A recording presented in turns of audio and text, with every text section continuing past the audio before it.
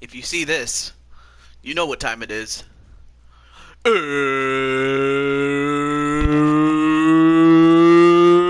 It's time. I know a couple of other people are streaming. At least at least some people that I do know. That being said, though, I've waited long enough, and plus, any later, and I was probably not going to get this done, so I figured, why not? So, hope you guys have been staying safe. And for those of you who have been waiting for it, I apologize for holding off until just now. But I'm hoping that we can make up for lost time.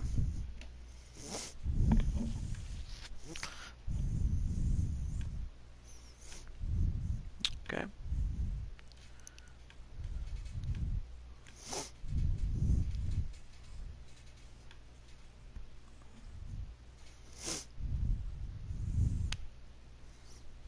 Okay.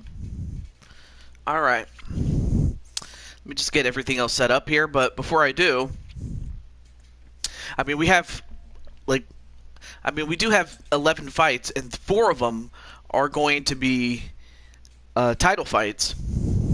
So I'm looking forward to that. And like I said, I know that there are other people streaming as we speak, but uh, who knows how long that's going to take? And if I try to wait any longer just to be the only person alive, then it'll be too late. So something had to give.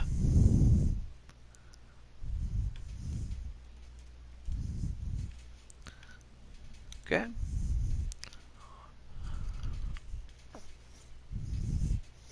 Also, what's up, Zach Walker? First one in. And Super Mario Ander, who has joined us in recent weeks. Anyway, if I sound a little different, it's just I just came back from a nice dinner, so I'm a little full. But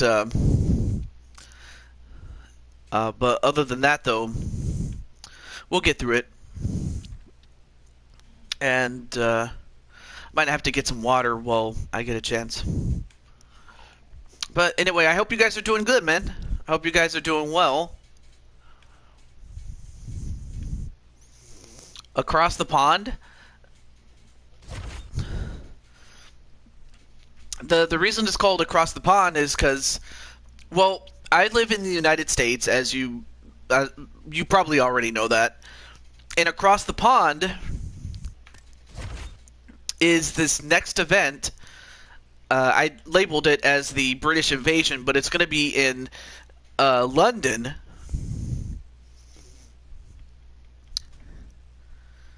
And as you can see, this event is in London. And the reason it's called Across the Pond is to describe the fact that it's across the Atlantic Ocean, sometimes known, by both the Americans and the British and most other European countries as, quote, the pond. So just take what I just said, if you will.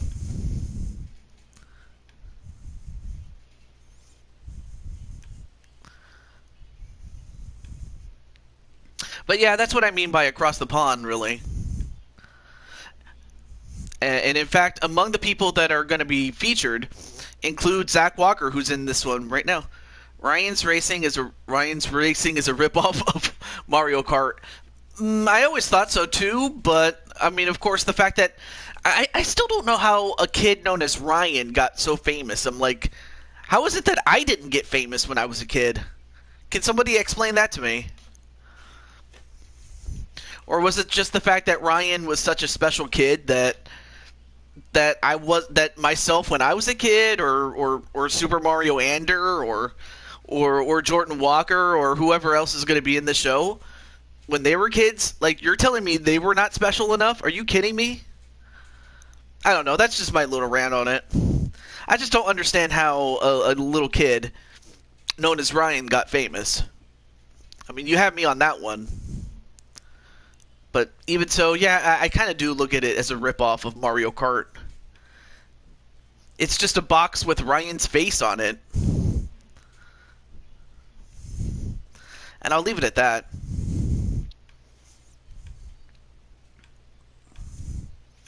Alright, so without any further ado... Also, oh hey, Clinton, what's up, man? I know that you're going back and forth between this and Mama Show. The good news for you, Cage, is that you're in the main event against Israel Adesanya. That would be Clinton's Warp Productions. Is Cage, or his last name is Cage, by the way. He like started when he was like 2 or 3. Oh.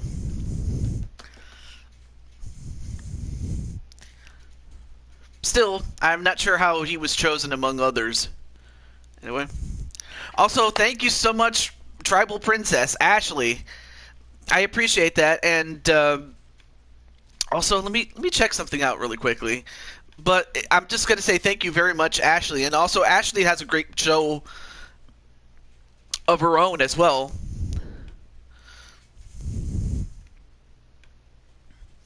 And in fact, let me take a look at it. Also, Captain Danger's here. Great to see you, man.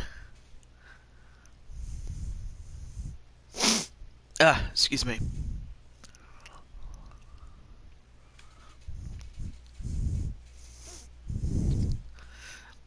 Yeah, because you have 1,333 1,330 plus subscribers. I'm hoping that you two get to 100 or 1.5K yourself is what I was trying to say. I can't talk. But yeah, I hope you reach the mark yourself, because you've definitely put in the work for it, so I appreciate it. I know. I mean, there was a point where I was like at 1.49K for a long time. It seemed as if I wasn't going to reach it, but I did. So it's you're going to get there. And if you want to, and by you I mean everyone else, you guys could check out Tribal Ashley Princess, so you can do that. But now that we've got all the advertisements out of the way, our first 2 contestants, I'm going to let them know that their fight is up first. That would be our good friend Insane One and Jingu Gekoga.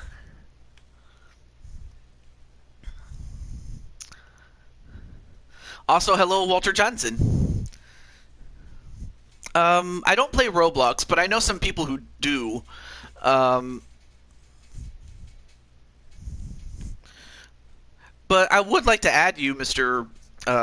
SMA, to Discord. Well, provided that you have the permission to do so.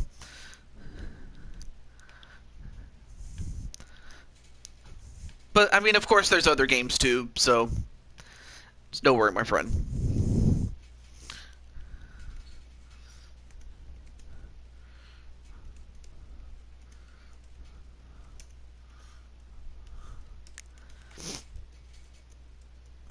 Okay. Alright, so Walter's going to go for the Insane One to win. And then there's Jingu Gekoga. So let me just get Jinku.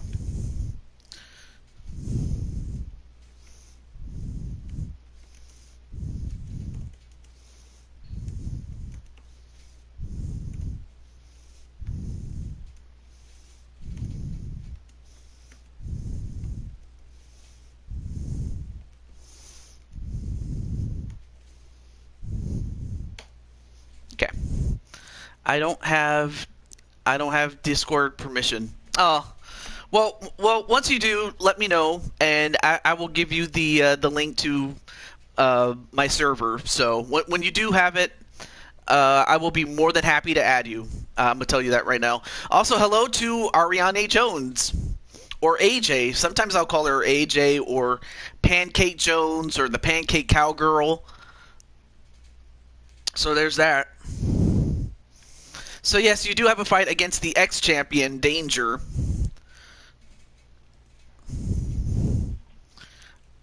Alright, good. I just wanted to make sure I sent it. But without any further ado, let's get to the fight. Let's get to it. But it's alright, Super Mario Ender. I understand that, like, usually... the reason I say that is because, I mean, there were several things I wanted when I was your age, and I couldn't have it until, like, I don't know, maybe when I was, like, 5, 7 years later. And in hindsight, it was a good decision on my parents' part not to give it to me until I was ready to have it, you know, so to speak. But do I have to download an app or go on Chrome or Safari? Well, what I did was when I first got into Discord, I had to include... eventually, I have to include an email and the password is exclusive to Discord. And of course, it's best you put it down on a piece of paper, unless you know it by heart. That way, you can create your... Well, first you can create your account, and then later on, you would have to have an email and a password, and that's how you get it. But as long as you have an email, you should be fine. If you don't have one, you'll just have to get one before joining, because I know from personal experience you need to have one. But without any further ado, as Ariane Jones is going to give pancakes to everybody, let's get started. I just wanted to get that little part out of the way, just to explain it to Mr. Super Mario Ender as we begin across the pond here in London, England, at the O2. So we have the new UFC openweight champion in Jinku Gekoga.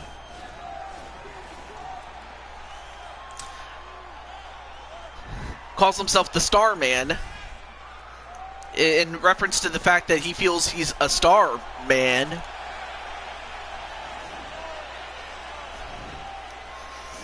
Well, it's not just WWE, but, I mean, I do have a WWE series.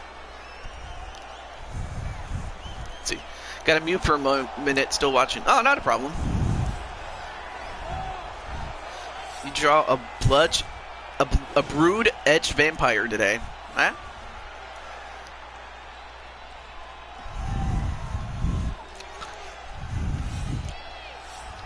And then, of course, you have the insane one. And just looking at him, he has this New Day gimmick.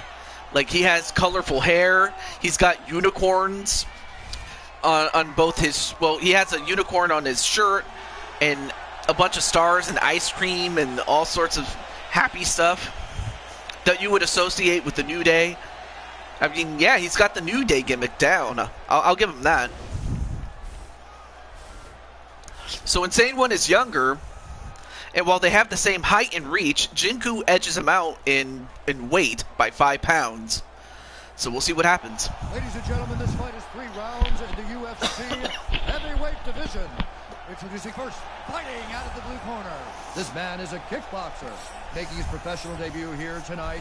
He stands 6 feet 2 inches tall, weighing in at 215 pounds. Fighting out of Fargo, North Dakota, USA, Black Mamba. And now introducing his opponent, fighting out of the red corner. This man is a kickboxer, making his professional debut here tonight. He stands 6 feet 2 inches tall, weighing in at 210 pounds. Fighting out of Miami, Florida, the Freaks. And when the action begins, a referee in charge. I'm late on my upload schedule. I don't know what we are to... What? I was kind of a run-on sentence, though. And no, Bruce Buffer is only the announcer. He can't fight unless you make him fight. And Jinku giving them the thumbs up, thumbs down, just like Batista, and we are underway. Also, before I forget, I always forget to do this. I forget to turn off the HUD. Like, I have to turn off the HUD so it doesn't distract from anything. Alright, here we go. There we go. Much better.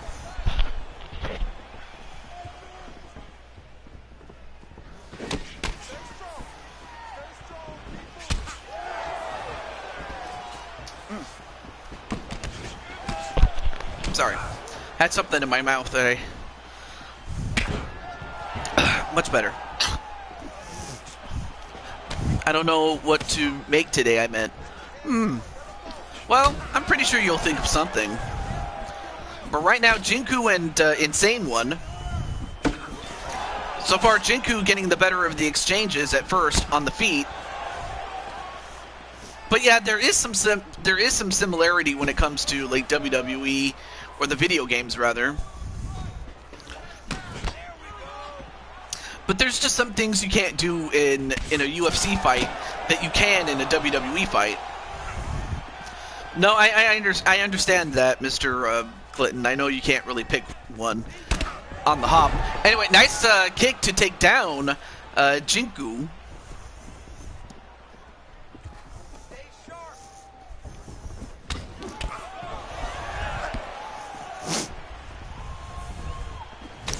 Oh. Right now he's giving him those hands. Pride never die. And, ooh. Of course, a reference to Pride FC. Pride Fighting Championships back in the late 90s and up to the mid 2000s. It was a big thing.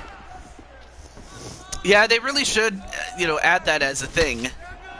The only thing they have close to it is the round format, but that's about it. Everything else is still the same.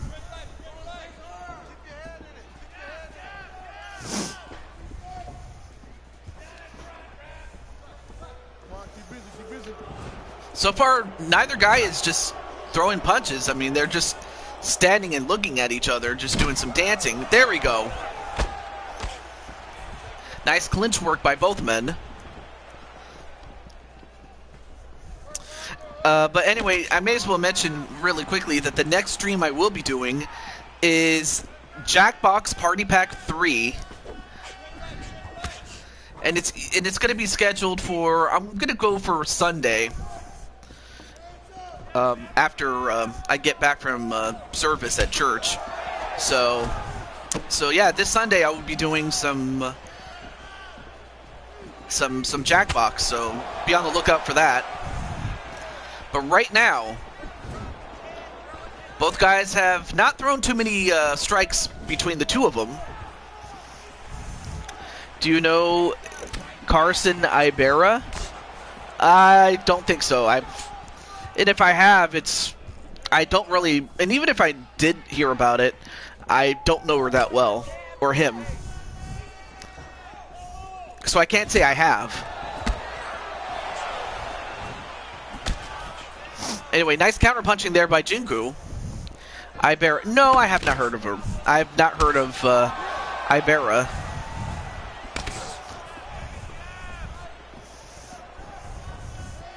Though it makes me wonder, who is this person?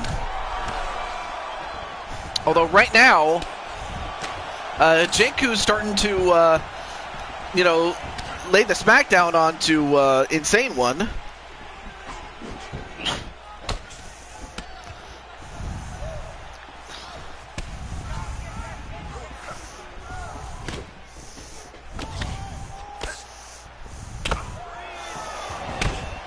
Anyway, nice kick to the head onto Insane One by the champ Jinku Gekoga. That would be the guy with the dress and without a shirt. Nice exchange there, but then, and in fact, every time Insane One tries to go for something, he almost immediately gets shut down by Jinku. Oh, he's your brother. Oh. Well, it's good to know that you have a famous brother, apparently, but it's nice to meet, well, to know that he's your brother. And I sincerely mean that. It's nice to have a brother. And that's the end of round 1.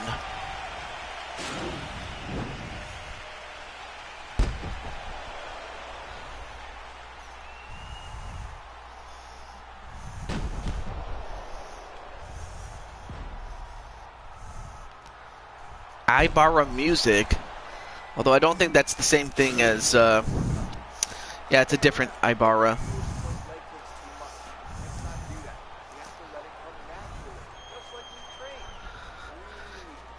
Am I fighting for my championship? No, but you do have a fight, but it's not for your title. It's a non-title fight. It's just that but if the person that you are fighting manages to beat you, then yes, they will fight for your title. Got them educated hands and feet.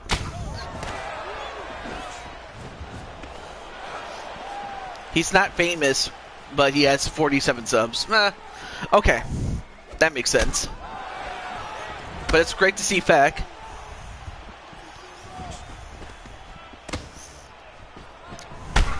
Ooh, big shot right to Insane One.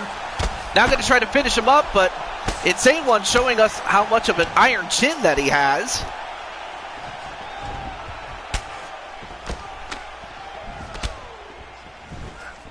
Ooh, and Jinku trying to go for the kill, but he might want to, save up some energy, because if he tries to, because if he doesn't, then he'll get tired really quickly. He's got to... he just simply has to take his time and wait for an opening.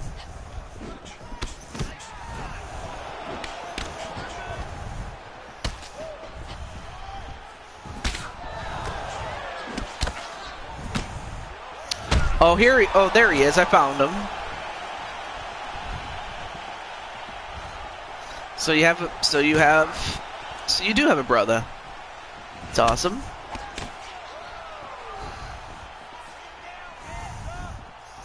Though he hasn't made a new video since in 5 months, so we'll see what happens.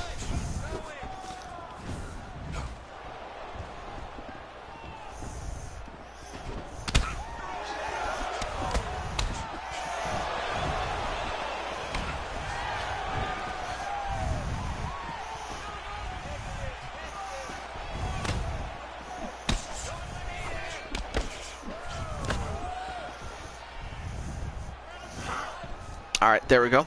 Might be switching my icons soon.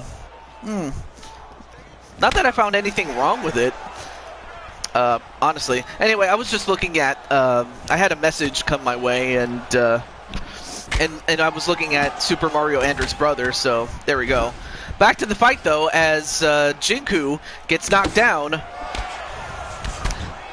Oh, and now Insane One's starting to counter punch and slowly but surely get back in this fight. I'd have to imagine that Jinku won the first fight, or the first round, I should say. Nice counter, well, nice leg check by the Insane One. Now 2 minutes left to go in this first round. Ooh, big punch to Insane One, and he has to back away a little bit.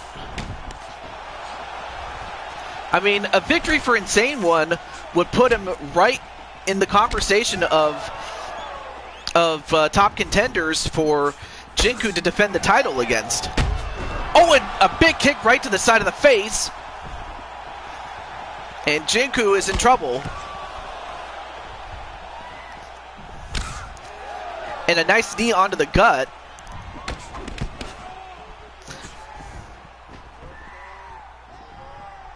Yeah, very good punches, though. I will admit there, Walter. Very good clinch work with those knees. Some good Muay Thai techniques there by Insane One. Although Insane One just left himself open and got punched in the face for it. Now about a minute left to go.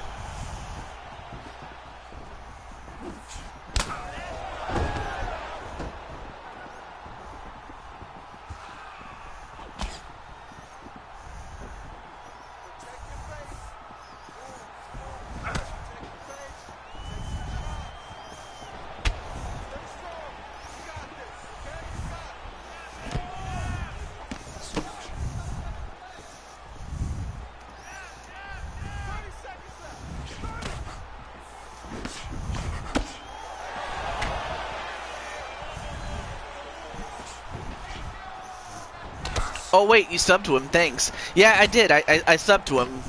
I was like, you know, I'll give him a chance. I mean, I did not too long ago have to prune. I had pruned some of the people that I used to watch, but then they've been inactive for some time. That I was like, you know what? I'm not going to waste my time holding on to them. And that's the end of round 2. That one, I would have to think that one was won by Insane One. Although both men did a lot of damage to each other during the fight there. Wow! What a kick, and that probably would have finished off most men. Look at that. Boom!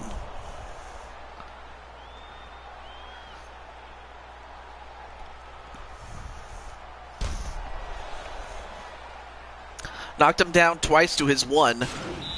So it's possible that Jinku won both rounds. Which means that Insane One's going to have to get a knockout finish right here. If in fact that Jinku has won both rounds in terms of points. Wow, what a spinning back fist.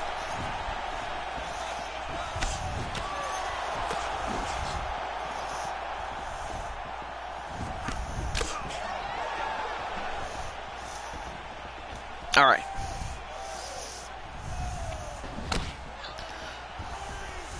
And Clinton himself, as an unofficial judge, you know, has Jinku up 2-0. So Insane One's got to get this knockout or a finish by submission or something. Big shot right to the side of that face.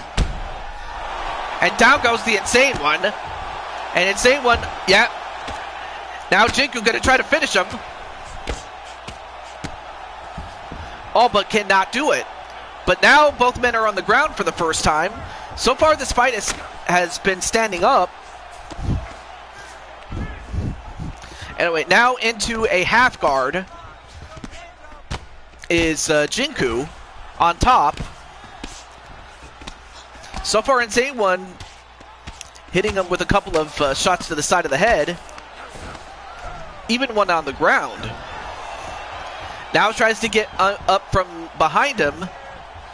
Now is going to try to go for, well, he was going to try to go for a rear naked choke, but couldn't do it. Also, great to see Arkham 500. You have a fight later on today, or later in the show. Big knee right to the head.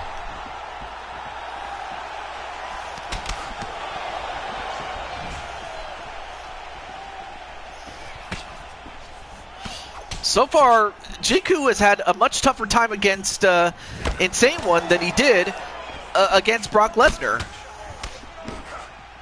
Though to be fair, Brock had a fight earlier before that, so I really shouldn't be surprised about that. But it's great to see you, Mr. Arkham. He goes for that kick but misses.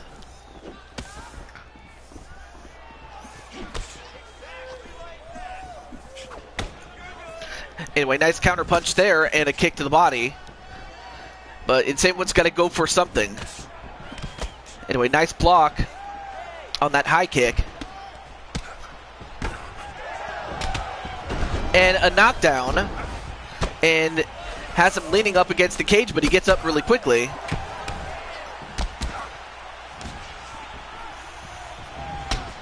And then a kick to the body. I'm back with audio. Yay!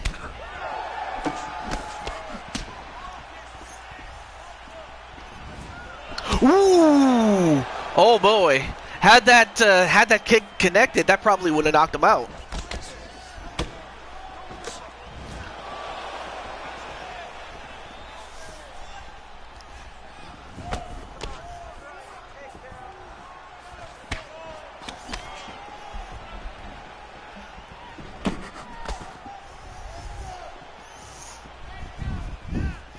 Anyway, hey TJ, I was in the AEW chat, then I saw you. Yeah, I saw you too, and I was like, oh my God, Walter Johnson's here.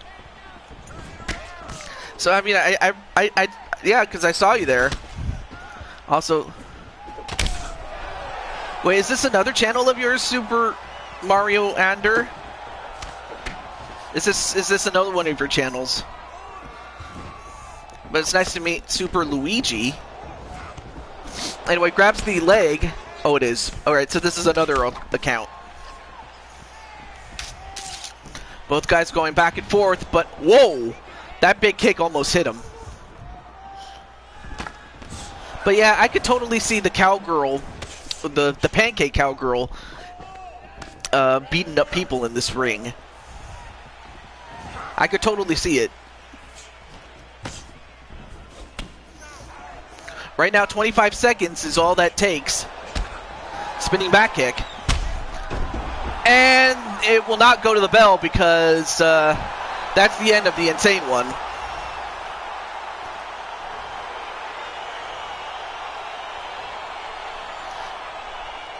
And your winner, Barroom Brawls. No offense, Ariane, but I always thought you were too pretty to be in Barroom Brawls. Although I can understand if, you know, some of the girls are too jealous at you. I can see some jealous women going after you, so I can understand it. But anyway, out of character, let me go back in character as we get the official decision. Referee Dan Liliana's going to stop for this contest at 4 minutes, 39 seconds of round number 3.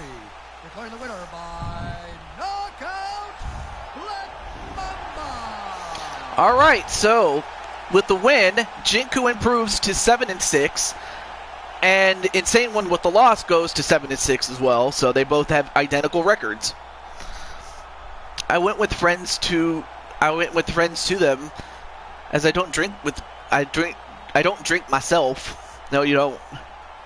I do what is best when I bring them to the further rounds in that deep water. Yeah, I can see it, and I mean, you made short work of Brock Lesnar, that's for sure.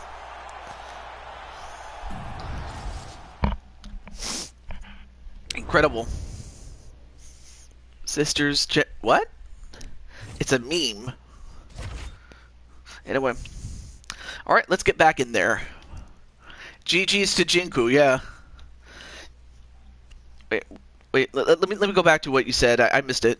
Most times, I didn't know who started, but you get hit with a chair or bottle, you start throwing fists. Well, up next is going to be Jesse Ross in his second fight, and he is going to take on the new lightweight champion in a non-title fight. So we'll see what Ross has up his sleeve. The only person I can contact at this time is Najee, so let me get him.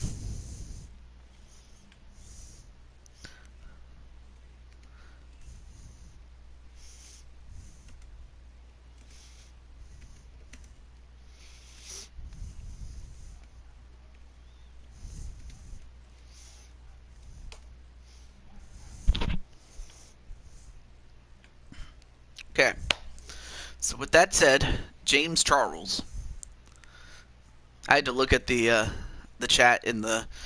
Well, I have two chats. The one on the side of the screen and the one I have in front of me. All right. So Walter is going to go for the upset win that Ross is going to beat Najee. We'll see what happens as we continue.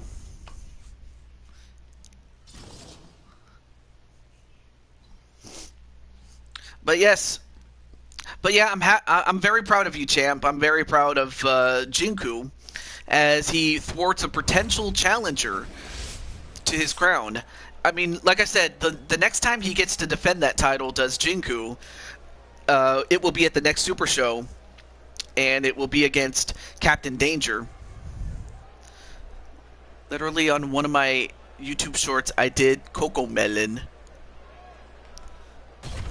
I know that, what's his face, PewDiePie did a parody of Coco Melon. It's just, look where we are. But without any further ado, let's get to it. So Clinton's going to go for Najee to win this.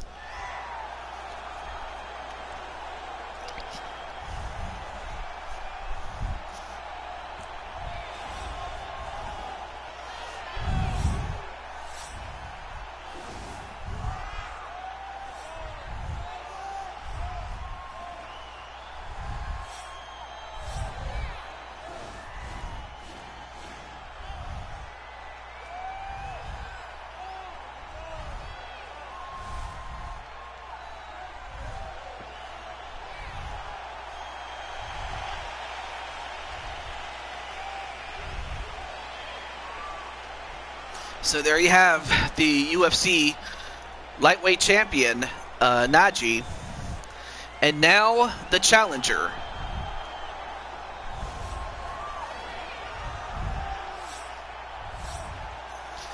Making only his second appearance is Jesse Ross. I'm drunk from drinking all my water. Oh.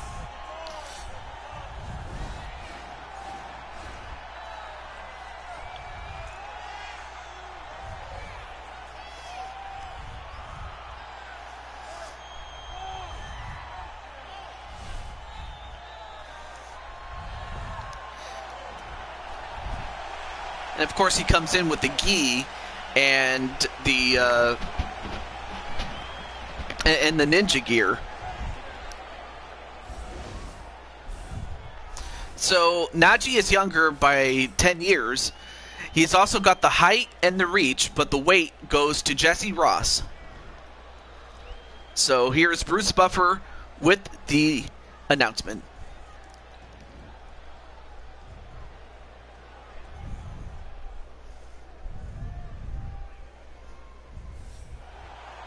Ladies and gentlemen, this fight is 3 rounds in the UFC heavyweight division. Introducing first, fighting out of the blue corner. This man is a jiu-jitsu fighter, making his professional debut here tonight. He stands 5 feet 10 inches tall, weighing in at 150 pounds. Fighting out of Hoboken, New Jersey, the Enforcer. And now introducing his opponent, fighting out of the red corner.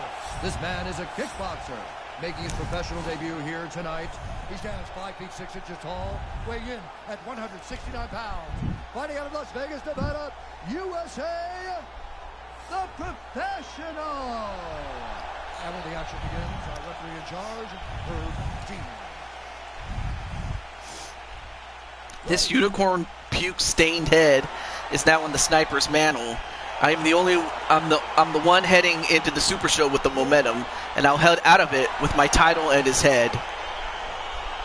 I have a feeling he's directing that towards you, Mr. Danger, albeit within character at least.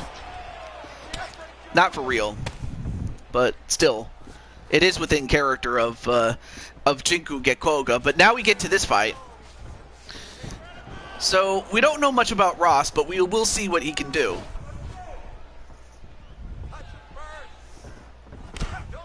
Anyway, nice snapjab onto Naji.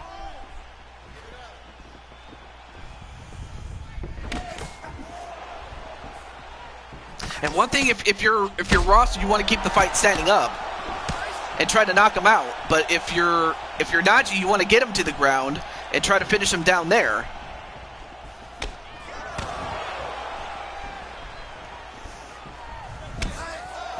Pepsi's coming to smash, boys.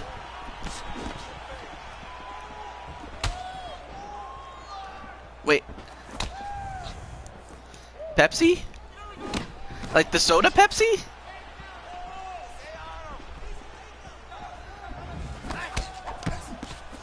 Although so far, Naji doing pretty well standing up, but he's got to get a takedown somehow, some way. Oh, nice grab and punch, and then just lets him go. Oh, now, well, for a moment, Naji was going to go for a clinch and possibly take him down, but he escaped it, did Ross. Nice front kick, and an uppercut, that stuns him. I mean, Ross is a welterweight, and Naji's a lightweight, so if Ross was to win, of course he would have to go down to lightweight so that he can then challenge for the lightweight title. But of course you can't put the cart before the horse now, could you? Blocks the kick, does Ross.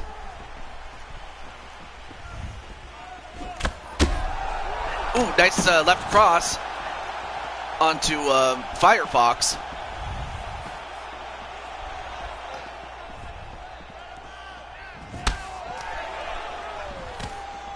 So far, this fight has fallen into the hands of Ross, although not for long, as Naji gets him down. The soda. Oh, okay. Anyway, well, he now has him down, and this is where you don't want to be if you're in a fight against Naji. You don't want to be, you know, on the ground. And he gets up. Both men standing up, and oh, wow, nice exchange there on the feet there by Naji. Yeah, they kind of were hugging a little bit.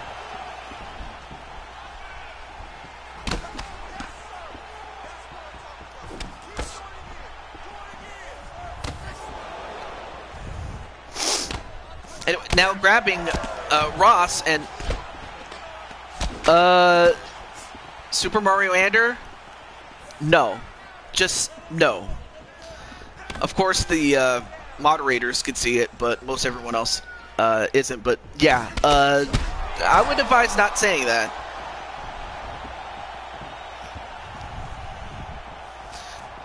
For your sake, you know, don't do that.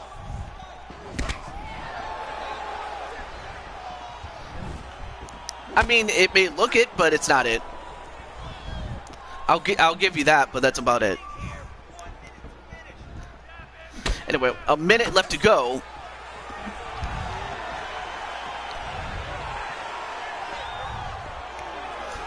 Anyway, 45 seconds left. And for the most part, this fight has been standing up and has only been in the ground one time. So far, Jesse Ross has kept this in his favor and already has Naji shaken and stirred.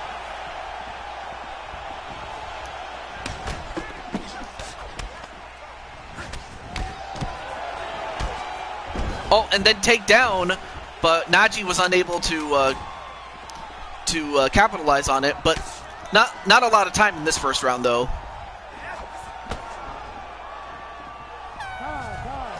And that's going to do it for the first round. Not a bad exchange there. I mean, Naji, of course, delivering a couple of big blows of his own.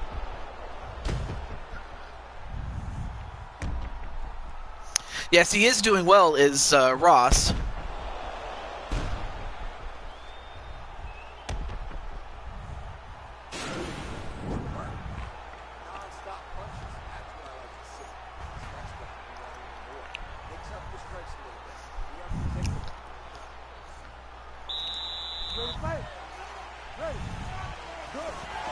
All right.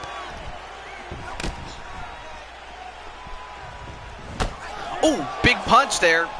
And the thing about it is that Ross left himself open for that.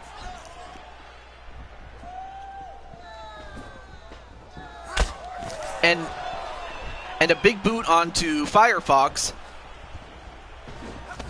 Oh, nice catch. And a spinning back elbow a la the Judas effect by Chris Jericho.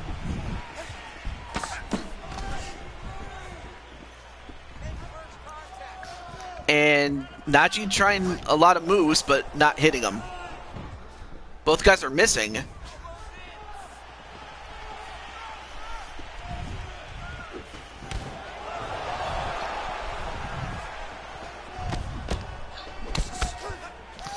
Ooh, nice combination there by Naji. But again, he's got to get Ross on the ground. I mean, if for Naji he's trying to, you know, lead, you know, Ross into a false sense of security, then I can see that. But he's trying to go for the takedown right there, but is unable to take him down. Is this online? Ooh, big shot there. No, technically not, because, I mean, yes, it does have an online. Does UFC 4, but these are created characters based on people that I know, and in fact, you'll see guys like Jinku, who you saw earlier in the show, and you'll get to see Walter and Clinton and all the other guys.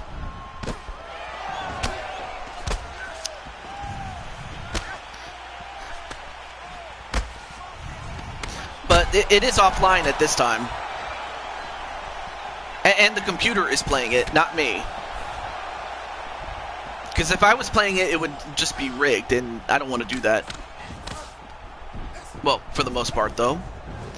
Both guys are just swinging away, but I don't know. I mean, I would have to think that Ross is winning this fight, even though Naji has had a couple of good shots of his own.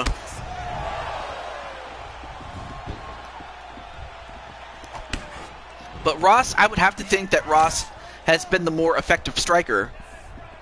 And Clinton is looking forward to the main event, and I can see why. He's in the main event. Reminds me of Bonner versus Griffin. Yeah, I remember that both guys were good with their wrestling, but they went for a slugfest, and that fight turned out to be the very fight that made the UFC what it is today. Like, if you ever get to see Bonner versus Griffin, look it up. And that was the fight that put the UFC on the map. For good. Not to say it wasn't before, but prior to that, it was just synonymous with the old UFC. I would go on and go and further elaborate, but I think most people that have been familiar with the UFC get my point. What was with the black thing on the screen? That would be what happens is I would either get a notification or a message from somebody, and on my side I can see what that person is saying to me, but the audience at home, including you, don't get to see it because it's to protect my privacy and whatnot. It's for my own privacy, actually. So I can see it, but you guys can't.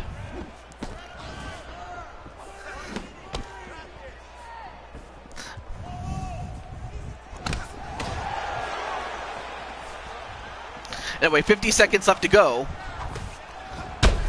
Oh, big shot onto Naji. And now it's where Naji wants it to be. Now if you're Naji, I would imagine that you would try to go for a submission. That is, at least for a submission if you're in the guard position like this one. Like in this position, the guard position. But on the other hand, he's dangerous anywhere on the bottom. On the ground, I should say. And Naji, what's he doing? Turns it around, and now he's in the guard of Jesse Ross. Now going for a couple of punches. Nope, turns it around. But that's the end of the second round. I gotta head out for a while. Good luck with the stream, TJ. I'll try and get back soon. Not a problem. Not a problem, Miss Pancake Jones, Miss Ariane. I may as well mention one thing is Ariane. I've decided to put you in in both the NHL hockey series and the Madden series. I'll elaborate more on that when you get back. So, not a problem. But so far, I would have to think that Ross has probably won both rounds. I'd imagine. Although Naji has had some, has had some moments of excellence of his own, so that might sway the judges in some cases, though. All right, let me know in the message. Take care and gives pancakes to everyone. See you, TJ, Clinton. Anyway, there's pancakes for everybody.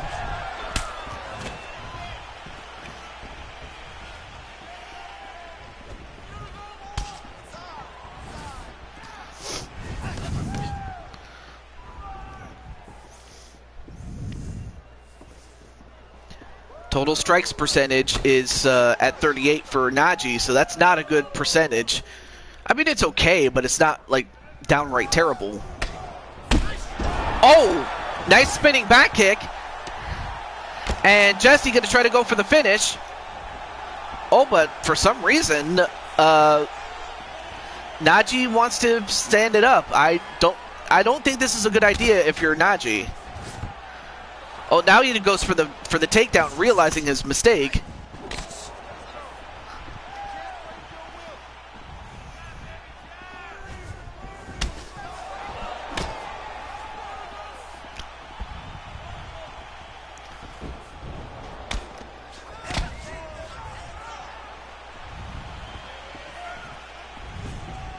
And a kick that was thrown at the wrong time, then a kick that was thrown at the right time takes down Naji. Oh, and a knee that takes him down. And Ross going to try to finish him. And he does. It's over. And Jesse Ross gets a non-title victory over the champion, the lightweight champion, albeit as a welterweight, but we might have to run this match back again, as Jesse Ross gets his first victory, and it came at the expense of Naji. So for Jesse Ross, he now goes to 1-1, 1 win, 1 loss. And Naji goes to 7 wins, 6 losses, and 1 no contest. Wow.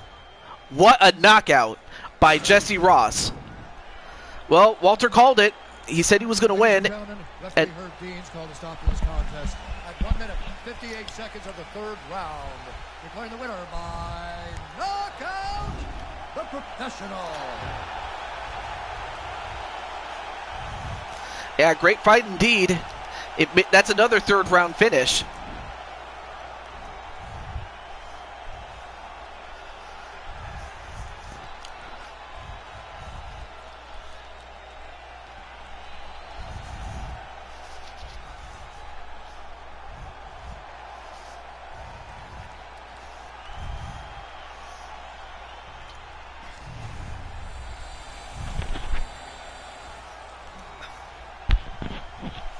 Incredible. So yeah, we've had 2 3rd round finishes, and we'll see if it goes on the whole night. And if that's the case, that might just result in a very long night, but let's get to it. Congratulations to Jesse Ross. Incredible.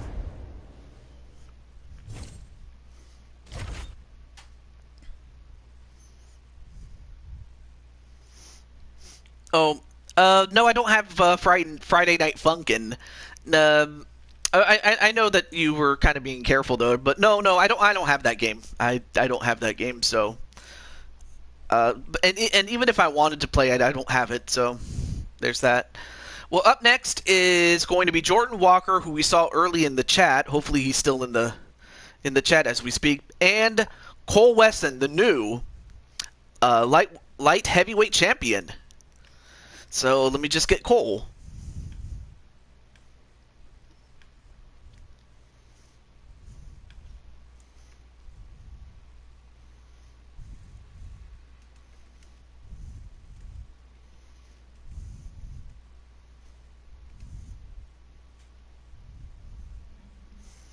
And speaking of, well, Zach Jordan Walker is there.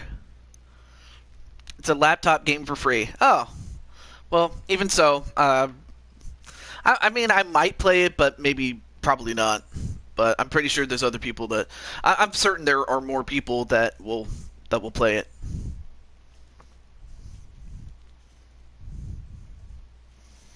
All right. So Walter's going to go for the now ex-champion, well, ex-lightweight champion Walker, as he will take on Wesson. Now, Walker is going to get himself a rematch for a title on the next UFC show. But for now, he'll have to take on the new light heavyweight champion, Cole Wesson. So with that said, let's get to it. So some people are going to go for Walker to win. Or no, actually, that was just Walter, though. But still. And he's saying hello to everybody. That's good.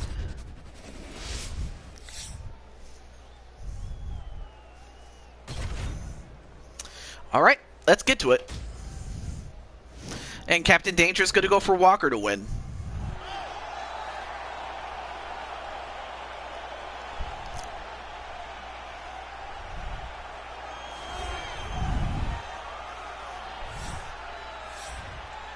So Cole Wesson,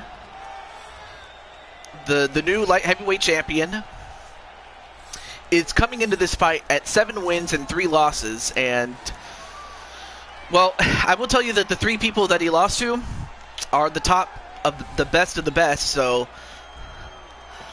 I will say that he's done pretty well moving down to light heavyweight and becoming a champion there. When SML Cody says diabetes. What? Anyway, also hello to the Autism Rob. Well, Rob, you haven't missed your girls' fight yet, so if anything, you're just in time. But other than that, though, it's great to see you, Mr. Rob.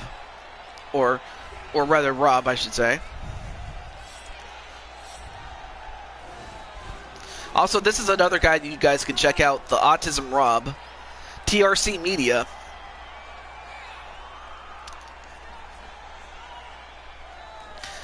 You'll mostly find him on his Twitch channel.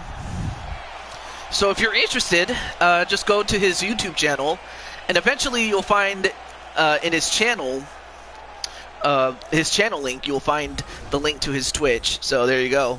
Anyway, Jordan is younger, but the height, the weight, and the reach advantage favor Cole Wesson, but that's not going to stop Jordan. I know that. This fight is 3 rounds in the UFC heavyweight division. Introducing first, fighting out of the blue corner. This man is a boxer, making his professional debut here tonight. He stands 6 feet 4 inches tall, weighing in at 205 pounds. Fighting out of Calgary, Alberta, Canada, the Warrior. And now introducing his opponent, fighting out of the red corner. This man is a boxer, making his professional debut here tonight. He stands 5 feet 7 inches tall, weighing in at 145 pounds. All Twitch stuff does get posted after Twitch affiliate window closes. Oh, really? And when the action begins, a referee in charge, Yves Loving. You ready? And he just gives him the thumbs down. Well, so does Cole Wesson. All right, here we go.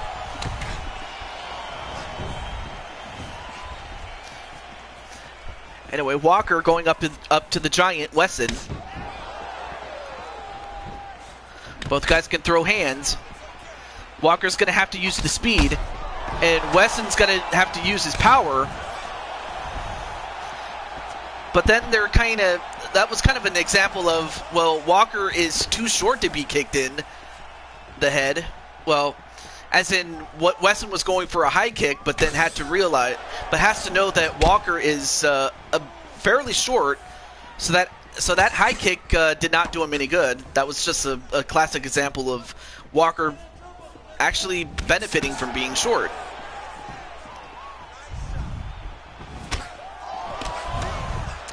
Right now, Walker doing pretty well against Wesson in the early going. Oh, nice leg grab and a couple of punches right to Wesson.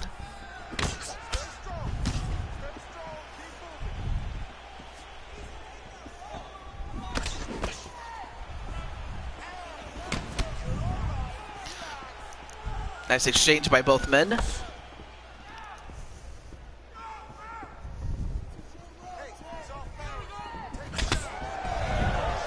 Ooh. Nice exchange by both men.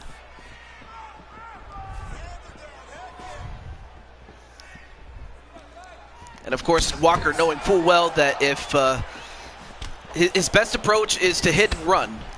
The worst thing you can do is get too close to him and then he just pounds your face in, does Cole.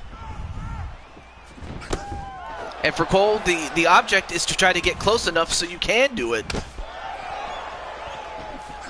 The worst thing you can do is try to chase Walker, then that tires you out.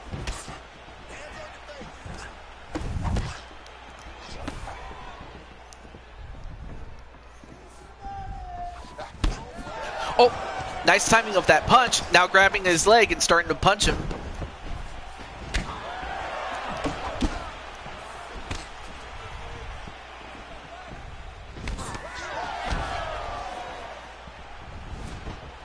Ooh, going for that big punch, but missed. And again, he's winding up for that punch or that kick, and all Walker has to do is avoid it.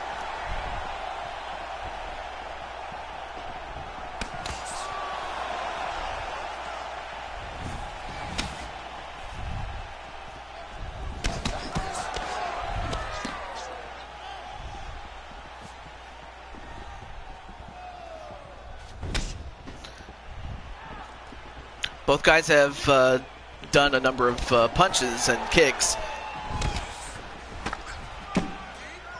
Ooh, nice combination there, but then one right back to Walker. So yeah, Walker's next fight is going to be against Brian Ortega. So we'll see him fight someone his own size. He won't have to fight a giant like this man. Anyway, one time I was in a live chat and I put too many emojis on one chat, then Nightbot showed up and told me to leave. I mean, I don't have a Nightbot, but I can totally see it happening. Ooh, both men going for a kick at the same time.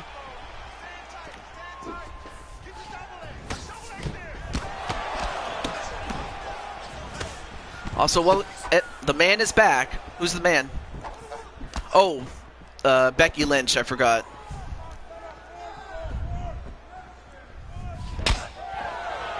Nightbot has 0 pucks to give. Yeah, exactly.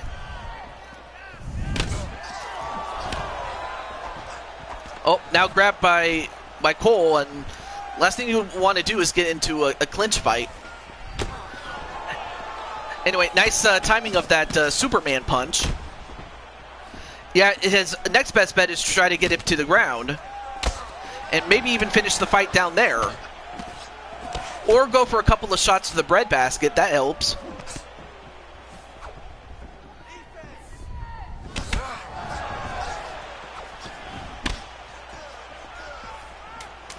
Wait, 9 seconds left.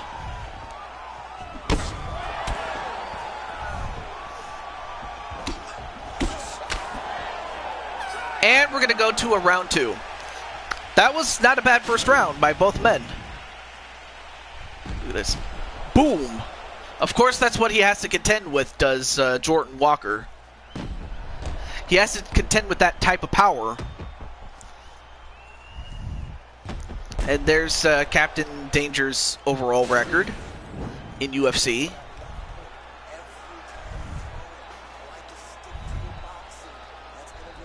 Well, so far, looks like he has a cut just above his, just above, if not at his eyebrow.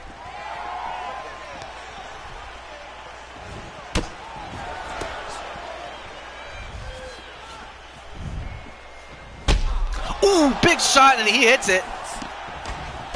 Walker in a bit of trouble.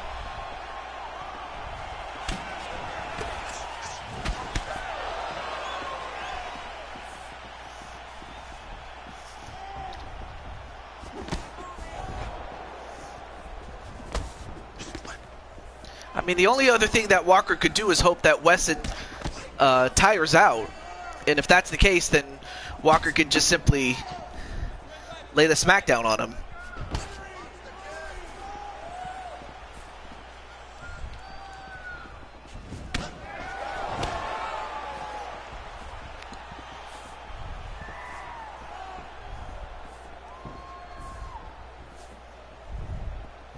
And so far, the strikes landed is very close, within 2.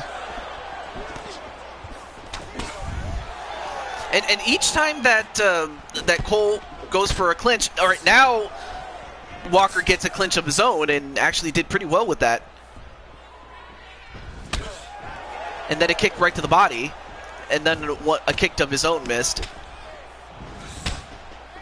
And then a kick right to the body again by Walker.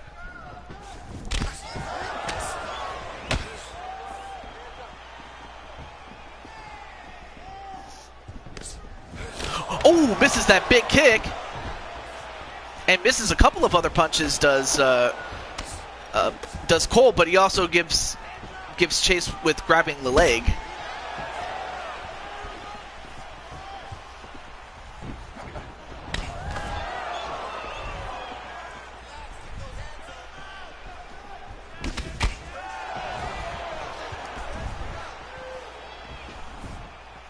I mean, both guys are just swinging and missing with their kicks from time to time. And a nice clinch and punch. That's another good strategy there by Walker, is to clinch and punch.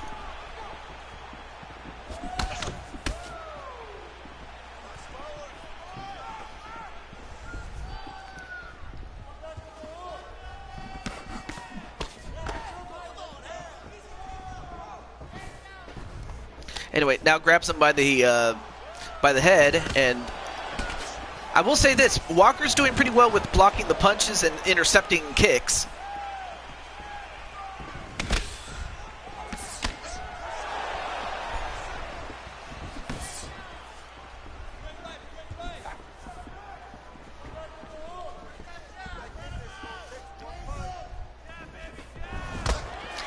Nice Superman punch there.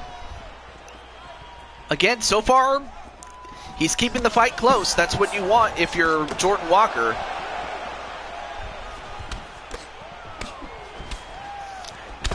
And nice knee clinch, or a knee into the clinch.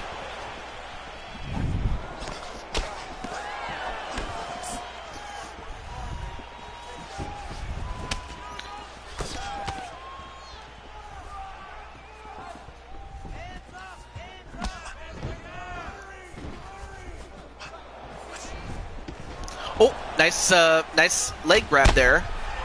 Although he just got caught, and Wesson trying to finish him, but Walker quick enough to get away. Oh wait, gotta go by. All right, well, not a problem.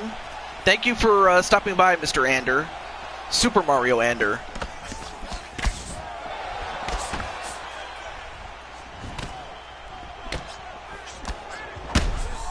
Oh, and then a punch right to Jordan Walker. That takes him down.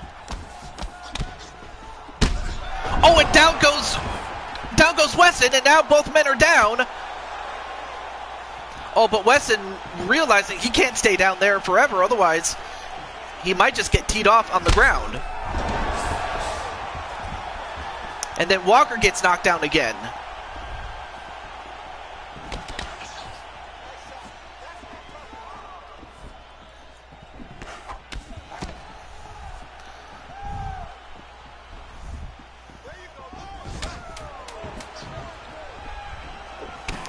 And now 7 seconds.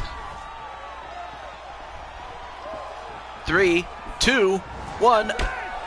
Well, he gets that last punch off before the horn does, but I'll tell you what.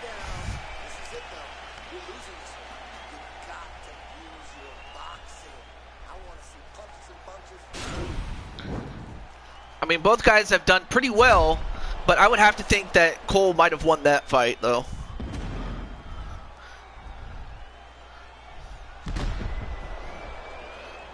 But you did knock him down at one point. I mean, he faked you out with one punch, and just when you... Yeah, that's what he did. He faked you out, and you got knocked down, but you're not out yet.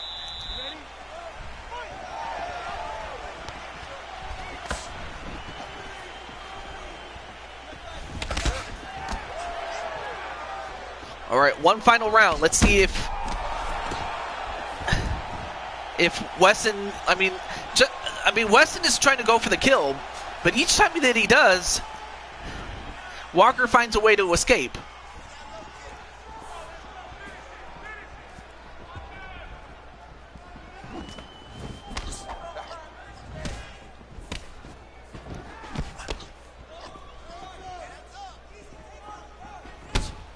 Anyway, nice kick to the body by Walker. And one right back to Walker.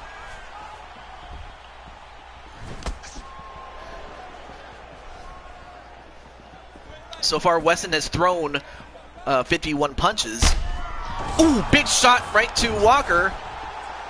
But Wesson not going to go down to the ground, figuring that Walker could go for a submission down there. So he wants to keep the fight standing up.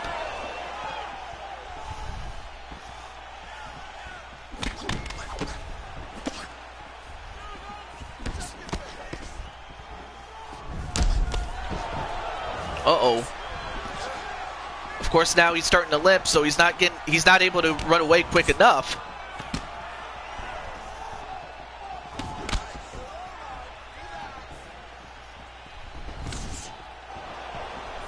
But so far, he's doing pretty well with that head movement. That's another thing that's kept him in this fight.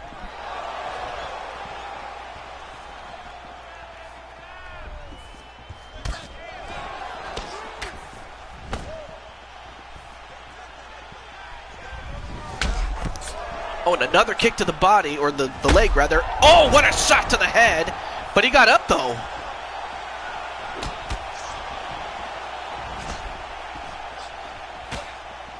Oh, now grabbed, and now a couple of knees right to the gut and the body, or the head, I should say.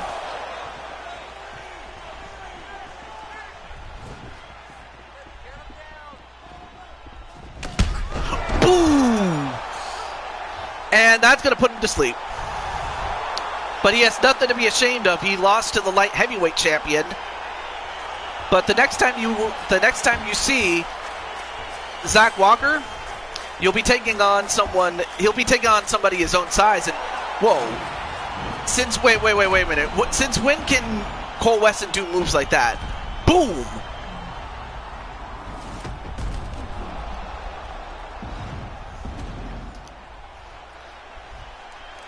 And like I said, how is it that, you know, Wesson can do those type of moves? I never knew he could dance.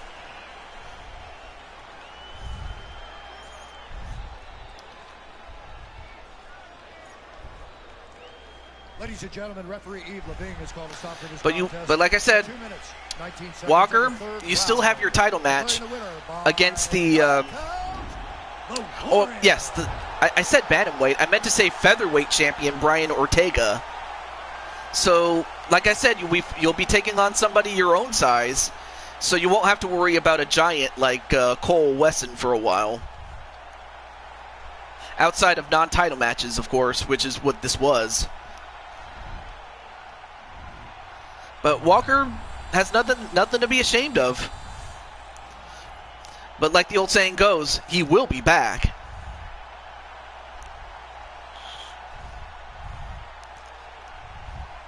That was not a fair fight. For once, I agree. But up next, let me exit and then come back in. But up next is going to be Captain Danger taking on Walter Johnson, and I would think a victory by Walter would put him in line for the openweight championship held by Jinku.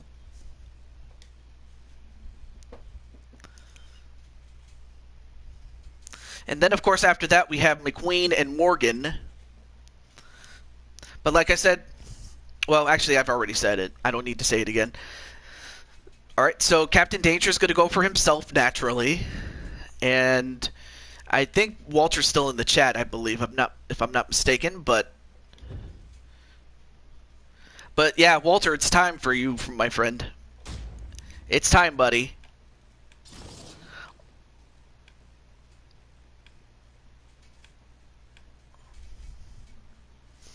All right. Well, so far it looks like Wrestling Mama's still doing Survivor or Wrestling Survivor.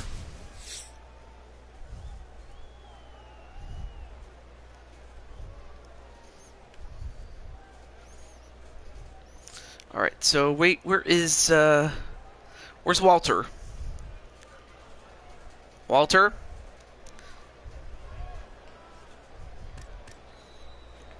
In any event, good luck to Captain Danger, and good luck to Wally Johnson. So let's get to it.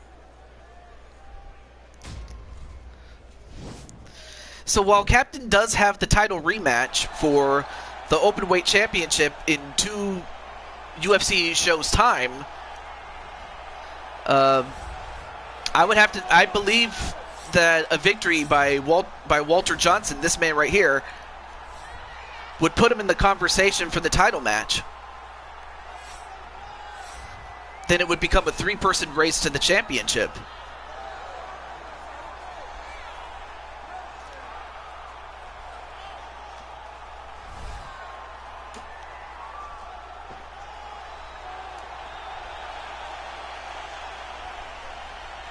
And look at the size of that man. That man is huge.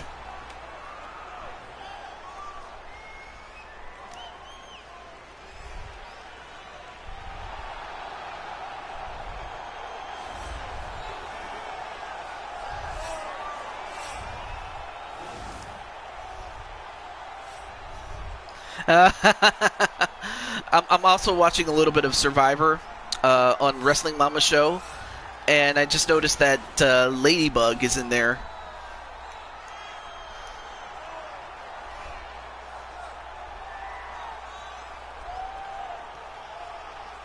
There you go. There's your Ladybug right there. But right there is Captain Danger, and I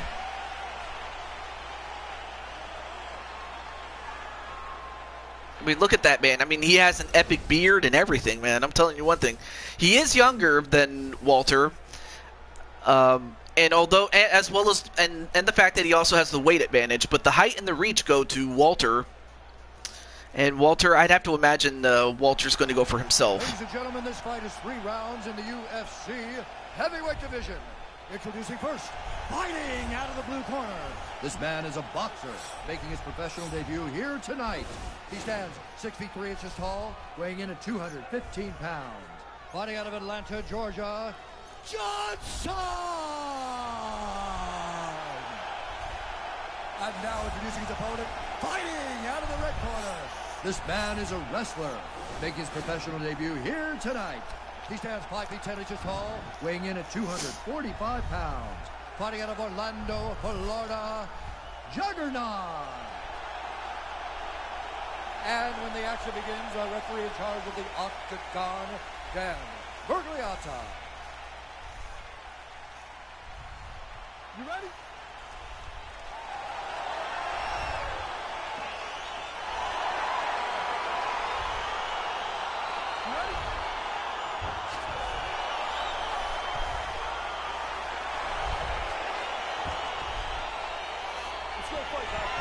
All right, here we go.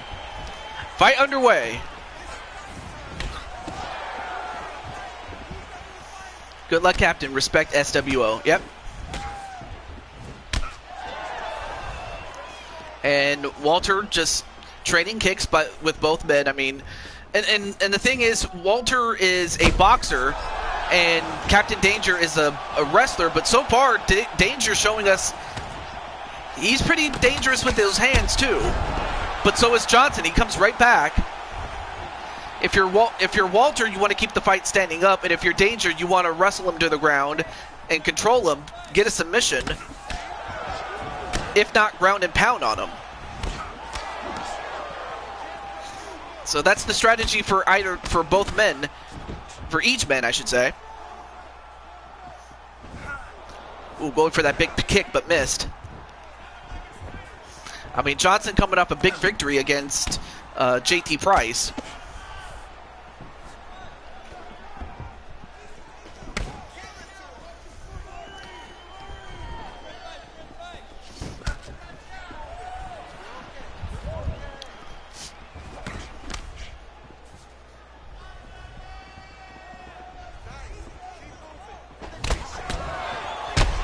Oh, and a big punch onto Captain Danger. Captain Danger in trouble already.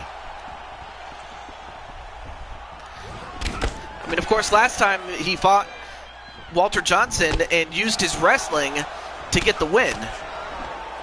I'd have to imagine Walter is remembering what happened in that fight and is going to try everything he can not to get taken down. And in fact, that's exactly what he's doing. He wants to keep it standing up. Oh, grabs him by the leg and a spinning elbow a la Chris Jericho. That rhymed. Although, wait a minute, now he has him. He's got him in a standing guillotine. Now the question is, can he escape? Can Walter escape? And as a matter of fact, he does.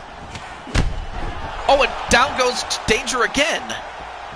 But Wally not going to go to the ground to get a finish unless he knows he can do it.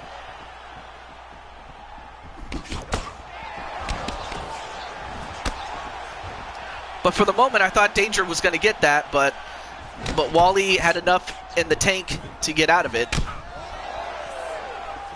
I mean, and not that long ago, Walter had a fight with Feck, and at times almost won the heavyweight title off of him, but fell just a bit short.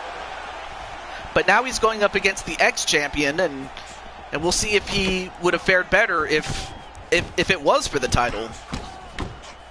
But it's not. It's a three-round fight, and anything can happen in 3 rounds, really.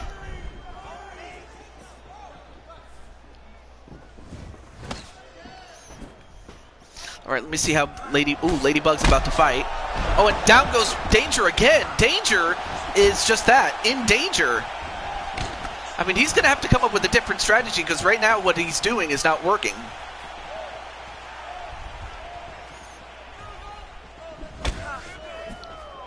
Sorry, Cap.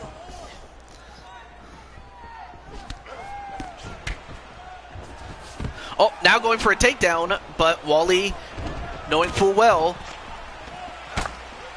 now gets into a clinch battle. Doesn't want to get into a clinch battle for long because, like I said, that's going to go into the wheelhouse of a wrestler in Captain Danger, and Danger with a kick of his own. And he's got Wally staggering a little bit.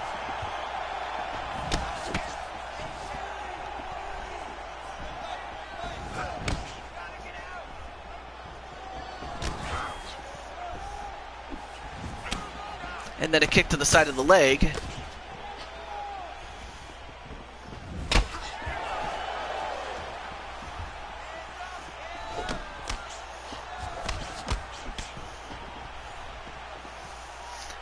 Now 15 seconds left.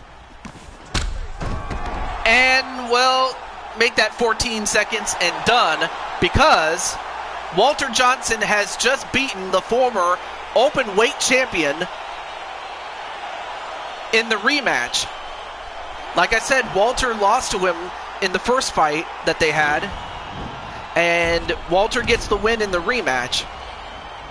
And for Captain Danger, since re-debuting in UFC 4, he's at 13-6, while Walter is now 10-18 or 10-8, excuse me.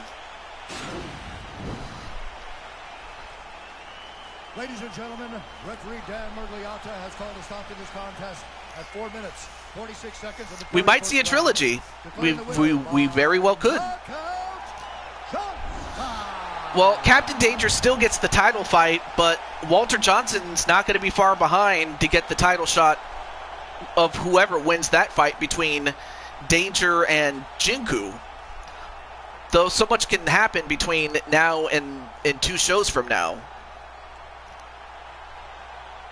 Because there's a show in between, so that could happen too. But Walter now is in the race for the Openweight Championship. But that was a good fight, though. GG, Brother Wally, yeah. And that was our first round finisher, actually. Well, coming up next is Nicole Mcqueen and Minnie Morgan. So we already had the Autism Rob in the chat there. I don't know if he's still in it, but his girl is up next, as is Nicole McQueen, who I've noticed that Nicole hasn't. I haven't seen her in too many streams since her last appearance, but I hope she's okay, like IRL, you know. Speaking of which, let me let her know.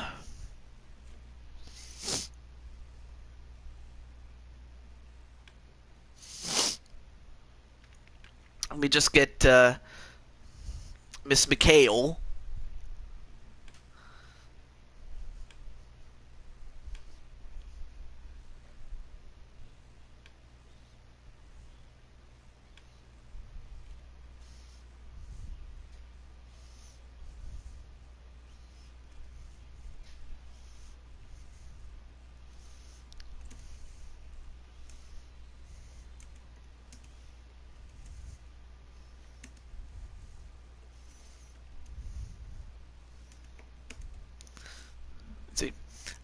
McQueen now.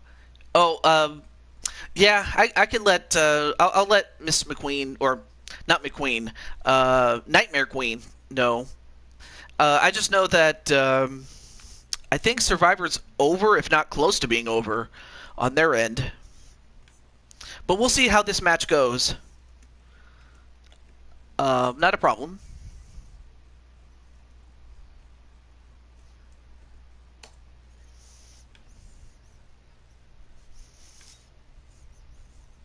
Okay, let's get to it. So Walter's going to go for Nicole Mcqueen to win. And McQueen, of course, not that long ago, was the women's openweight champion, a title that she has since lost to, and is still being held by Speranza Dancy.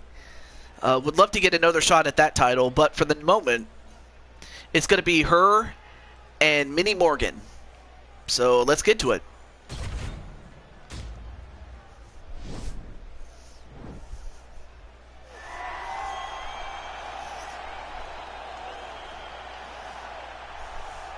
Also, hey, Najee, what's up? Najee, you actually had a fight early in the show. But other than that, though, it's great to see you, man.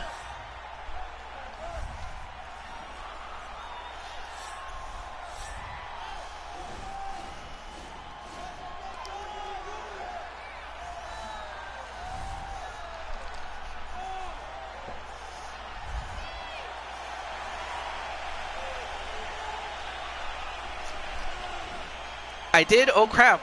I'm about to watch it then. Alright, so while Najee gets to watch what happened in his fight earlier, we have Minnie, who, as I said, was represented by Autism Rob, who we saw in the chat earlier. And then, of course, we have Nicole McQueen. And like I said, I hope everything's going well with Miss McQueen. Not a problem.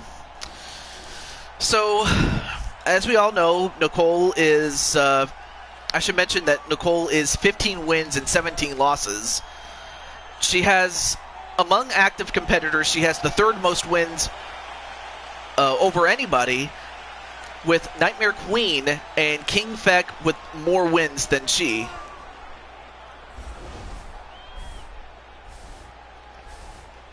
And the tail of the tape.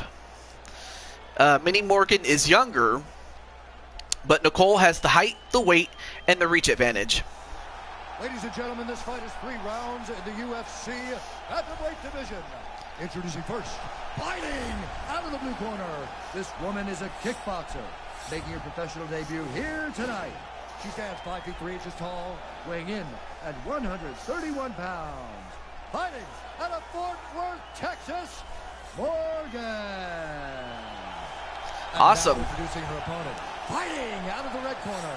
This woman is a mixed martial artist making her professional debut here tonight. She stands 5 feet 9 inches tall, weighing in at 135 pounds. Assassin. And the action begins. Our referee in charge, Herb Dean. Did I miss my fight? No. Actually, your fight is actually after this one. And whoa, I did not know that Miss McQueen could do that.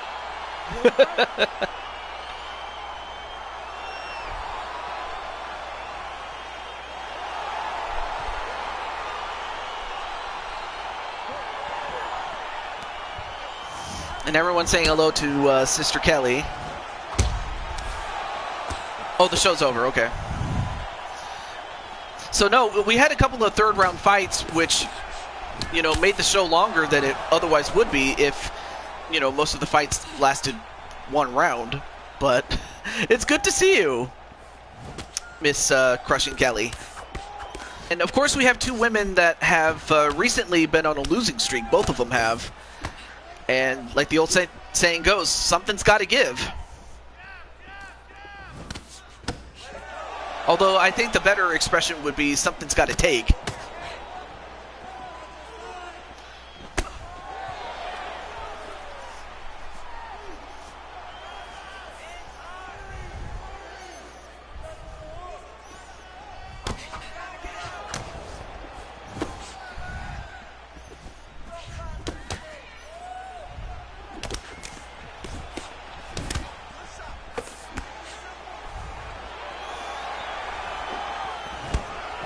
Oh, nice counter punching there by Nicole Mcqueen, but we'll see. As far as, well, I'll mention it when we get to Crush and Kelly's fight, but yeah, these two have had losing streaks, so someone has got to win. I mean, one is a kickboxer in the form of Minnie Morgan, and then the other is, and of course Nicole Mcqueen is a balanced fighter, so she can do it all. I mean, if you're Nicole McQueen, you want to use your power, get a takedown if you must. And if you're Minnie Morgan, you don't want to go to the ground unless you're on top. I would have to imagine that be the strategy, as there is a size difference in this one.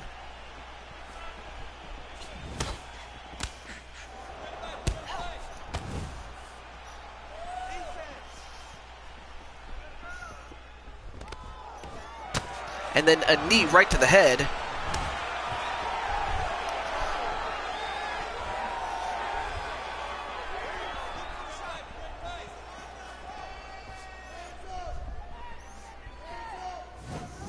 Oh! I mean, both women missed a spinning elbow and then a jumping knee. And then a kick right to the kneecap onto Nicole McQueen.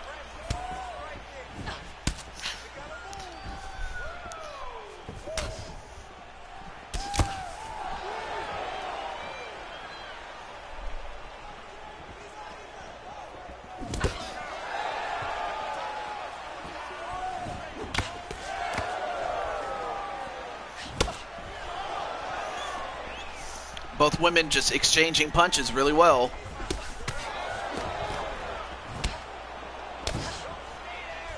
I mean, not one woman has dominated the majority of this fight, but it's probably going to take one big kick, one big punch, something to turn the tide.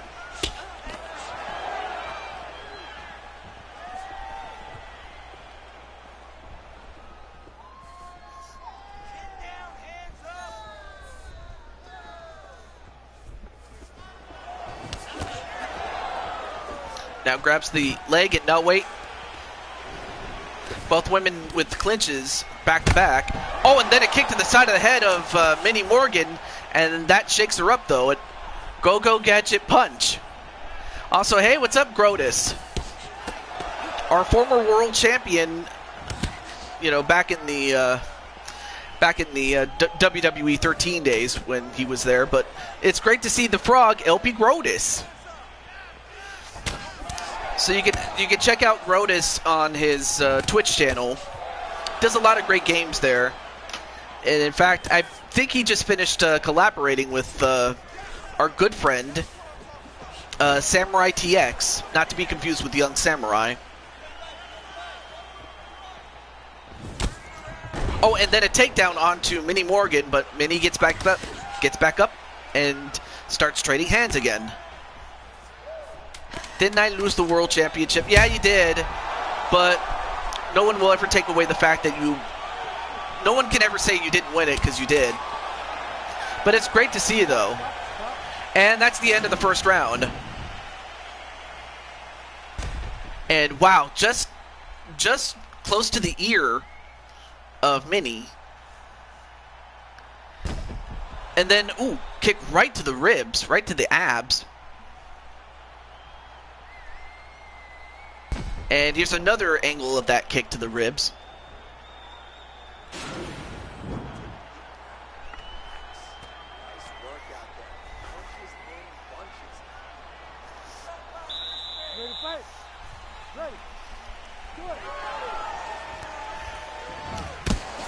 Oh, and that, whoa.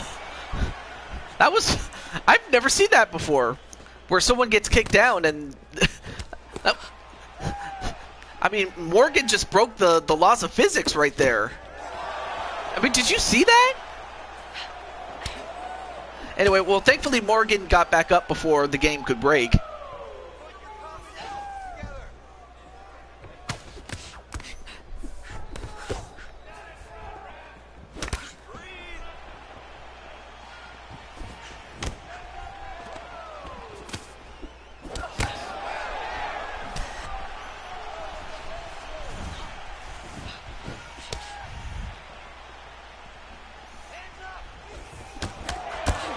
Oh, nice combination with those punches by Nicole Mcqueen. Morgan still trying to, time her punches and kicks really well. So she's almost in the same position as Jordan Walker, much like where Jordan was going up against a really big man, although the size difference isn't as prevalent.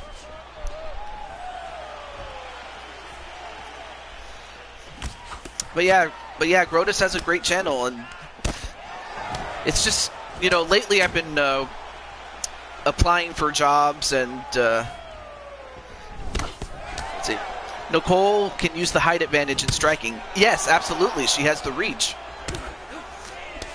I will give you that, Mr. Clinton.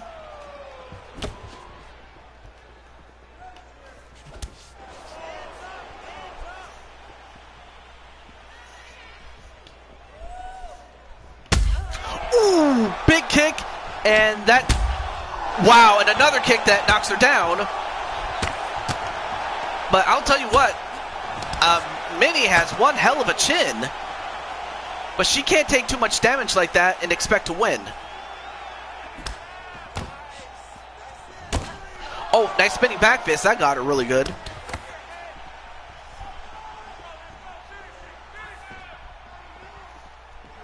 Now Minnie trying to size up. And also McSulky. Oh, James Gamer, what's up, man? Get to see... we get to see Mr. McDonald's, or no, Mr. McSulky. Sorry. It's great to see you, man. Hope everything's well in your neck of the woods, my friend.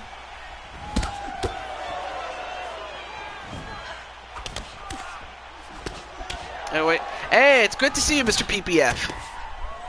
That's another guy you guys can check out. PPF, Past, Present, Future Gamer. I think so far I've been enjoying, like, you and DKO, the Madden series. More specifically, the latest edition. As I'm still trying to, decipher whether or not to get that game. Madden 22, that is. And now Minnie Morgan, much like a punching bag, just taking the punches, has to give them right back.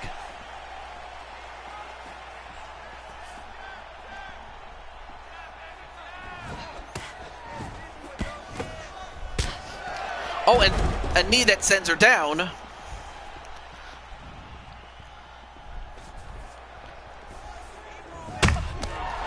Oh, and now a big kick onto Nicole Mcqueen, and she feels that. Oh, and down goes McQueen. But McQueen showing us how much of a chin she has. And also, hey, we have the Irish Fire, Jennifer Richards. Jen Richards, what's up, Jen? Both women missing their kicks and just trying to go for anything. Also, wait, let me see if do I have Jen on this show? Let me look and see if I have Jen on the... No, I don't. Okay. I mean, I do have Grotus and James Gamer on the list. But yeah. But anyway, great to see you, Miss Richards. Not much. Anyway, 10 seconds left in this second round. Now going for some Muay Thai knees and elbows does Nicole Mcqueen, the girl with green hair. And that's going to do it for round 2. Look at that. Big kick onto Minnie Morgan, and that was early in the round. And then Minnie Morgan with a kick of her own.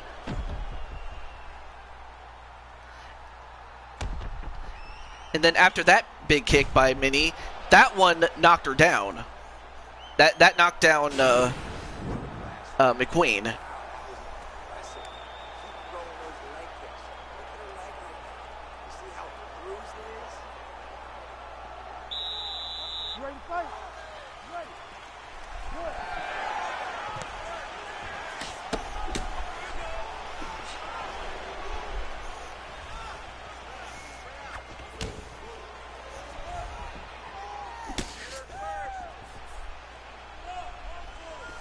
Final round.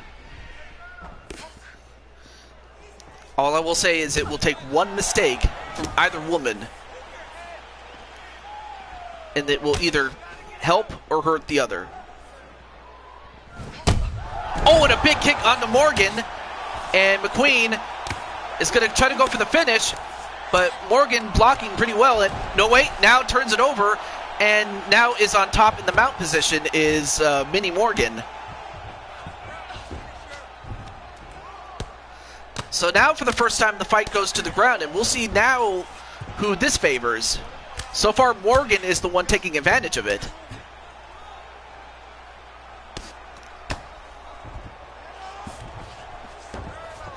And McQueen trying to escape, gets to a half guard. Nope, gets back up. Oh, grabs the leg and gets a couple of punches. Does Minnie Morgan.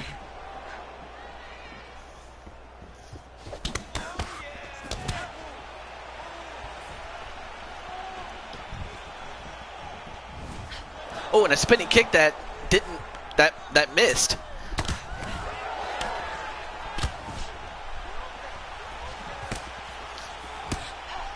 Anyway, nice knee onto the gut of McQueen.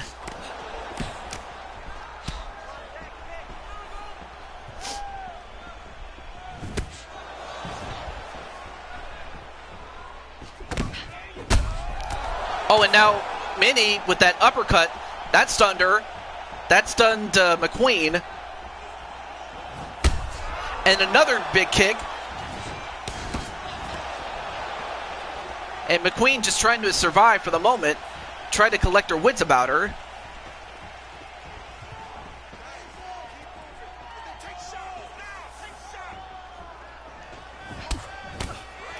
Oh, nice body shot with that uppercut by McQueen. Morgan with a big kick to the face of McQueen.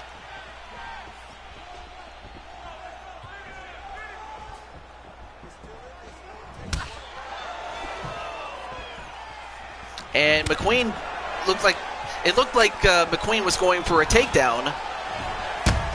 And then a kick to the side of the head. Man, what a fight this has turned into between these two. Now they have 2 minutes to try to finish this fight.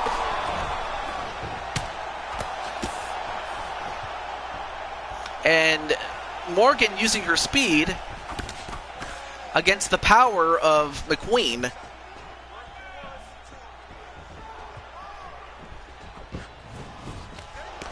Oh, now grabbed by the leg and didn't quite get a lot of punches in.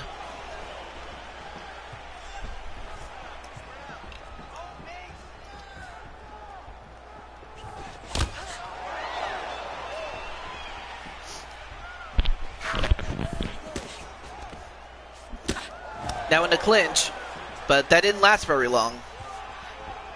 1:15 left to go.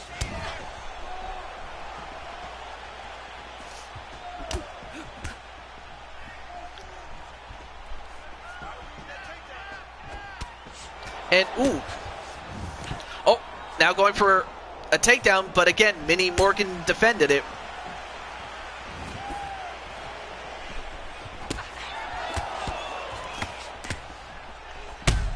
Oh, and a big punch onto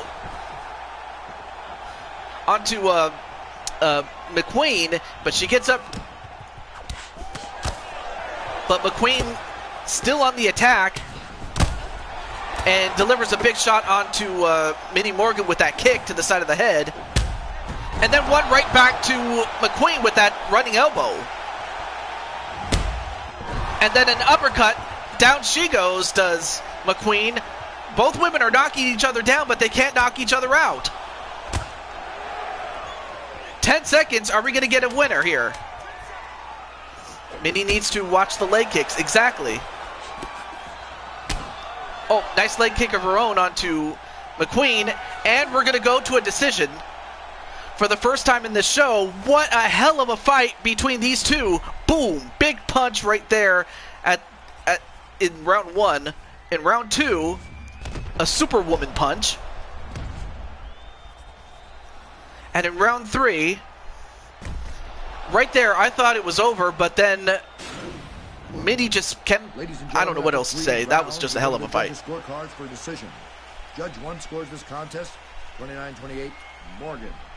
Judge 2 scores it 9-28, Assassin. And Judge 3 scores it 9-28. Declared the winner by split decision, Morgan.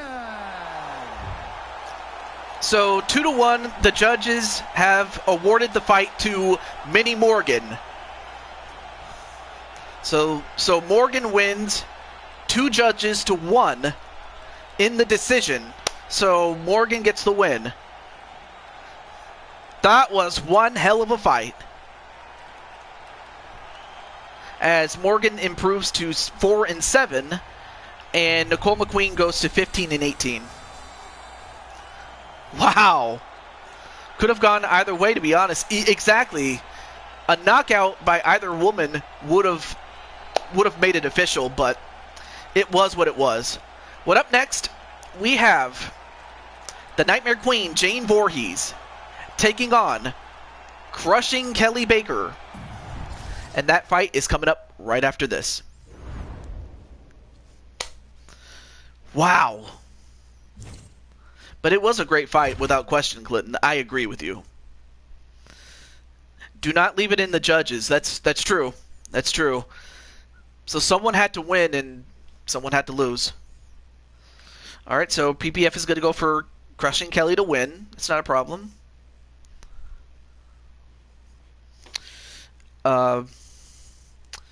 I don't have much else to say, except let's just get to the fight. Oh yeah, let me let Jane know. I believe Crushing Kelly is here.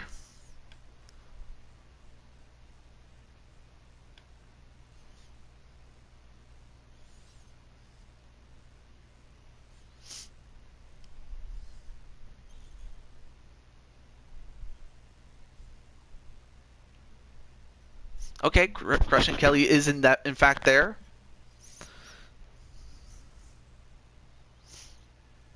Oh, there's Jane. Okay, I was looking for her.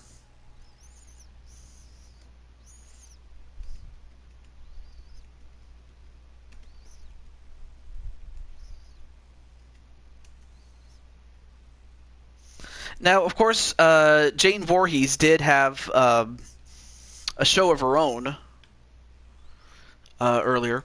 If you get the chance, TJ, check out the trailer for Saints Row. Interesting.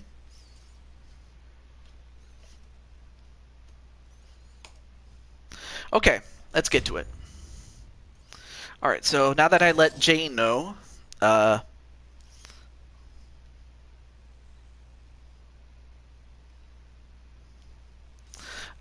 to be fair, I'm not much of a Saints Row person, but I'm pretty sure there are some people that would watch it.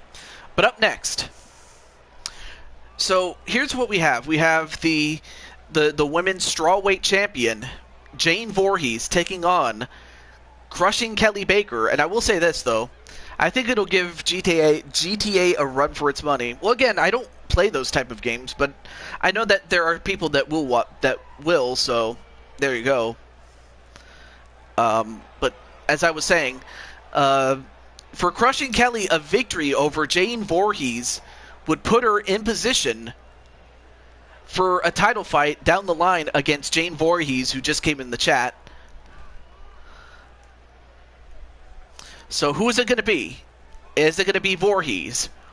Or will it be Crushing Kelly? Let's get to it. But anyway, I will say this. Jane, she did a very good job, an excellent job actually, as a matter of fact, with some co-commentary with Kyle Young and her show, DFW. First up, we have Kelly Baker from the now title town of Milwaukee, Wisconsin. I understand you just wanted to give. I just wanted to give you the info if you did. Well, I appreciate it still. I might actually. I'll check it out, the Saints Row trailer anyway. So I'll look at it. But as it is, there you have Crushing Kelly, and up next is the women's flyweight champion. Now this is a non-title matchup, so Jane doesn't have to worry about defending the title, but a loss here would put Crushing Kelly in position for a title fight down the line. I got MLB 21 thanks to your show. Ah! Well, hey. Well, in due fairness, Mr. PPF, I might actually get Madden 22 thanks to your show, by the way. And I seriously say that because at some point I gotta update because, you know, I can go 2 years, but then after that, you know, then it gets outdated by then. As Jane is younger, but the height, the reach, and the weight go to Crushing Kelly Baker. Ladies and gentlemen, this fight is 3 rounds in the UFC Featherweight division. Introducing first, fighting out of the blue corner. This woman is a freestyle fighter, making her professional debut here tonight. She stands 5 feet 8 inches tall, weighing in at 135 pounds. Fighting out of Milwaukee, Wisconsin, USA, Baker. And now introducing her opponent, fighting out of the red corner. This woman is a kickboxer, making her professional debut here tonight. She stands 5 feet 6 inches tall, weighing in at 125 pounds. Fighting out of Philadelphia, Pennsylvania. Actually, I would ask you something, but I think it's a bit too personal, so I'll have to leave you a message on Twitter. But no, I do have you on the list for this game. And yes, Rob, your girl Morgan won. As Crushing Kelly is going to do her best Shawn Michaels impression. All right, here we go. Now, one is a kickboxer and one is a balanced fighter, so for Voorhees, her best bet is to try to knock out Kelly, and for Kelly, her best bet is to Jane and get a submission. But she does have the ability to stand toe-to-toe with her if it has to come down to it.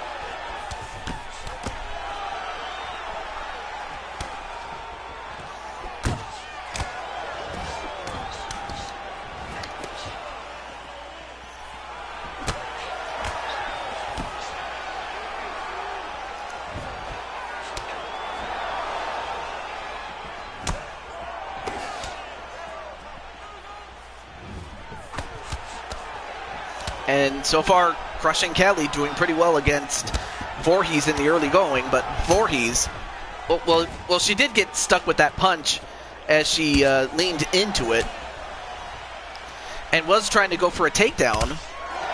Oh, and a takedown to Kelly with that knockdown. But yeah, your girl Morgan won. It was a great fight. And whoa, a kick that knocks both women down.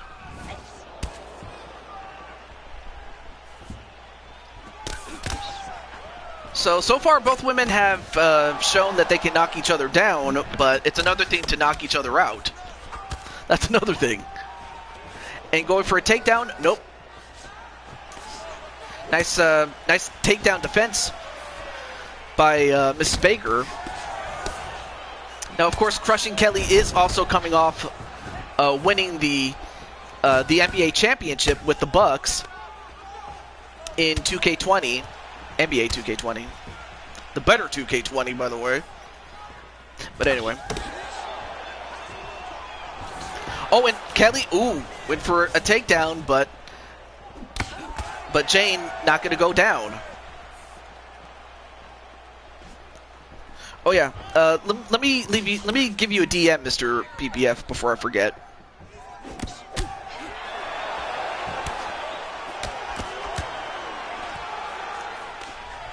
And a takedown attempt? No.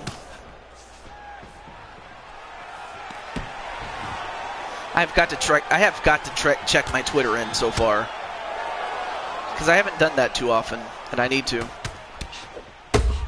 Ooh, a big kick to Jane Voorhees, and Jane got stunned a little bit. It's not the first time, and I suggest it won't be the last. Okay.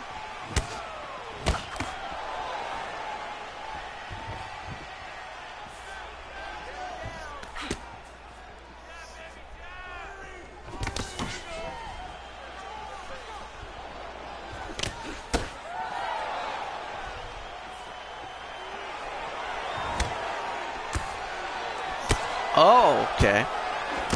Actually, I found it. Never mind.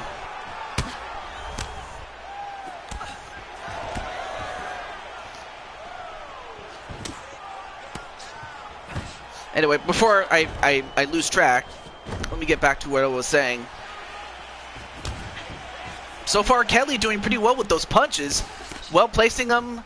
Also knowing when to throw a kick, knowing when to block. I mean, this is the first time that these two have ever met, so they're not as familiar with each other as, say, Nightmare Queen and McQueen.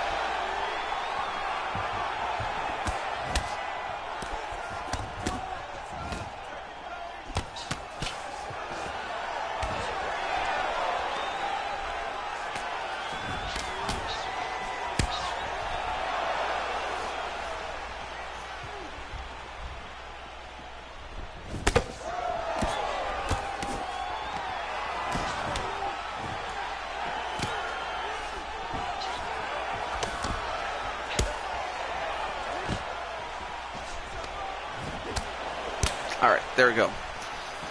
Alright, I just wanted to send something in DMs really quick before I forgot. Anyway, back to this fight though. Wait. Well, any call that Jane makes, and it will give you 100%, to be honest. Yeah, that's true. Anyway, that's the end of round 1, and that was a good fight so far.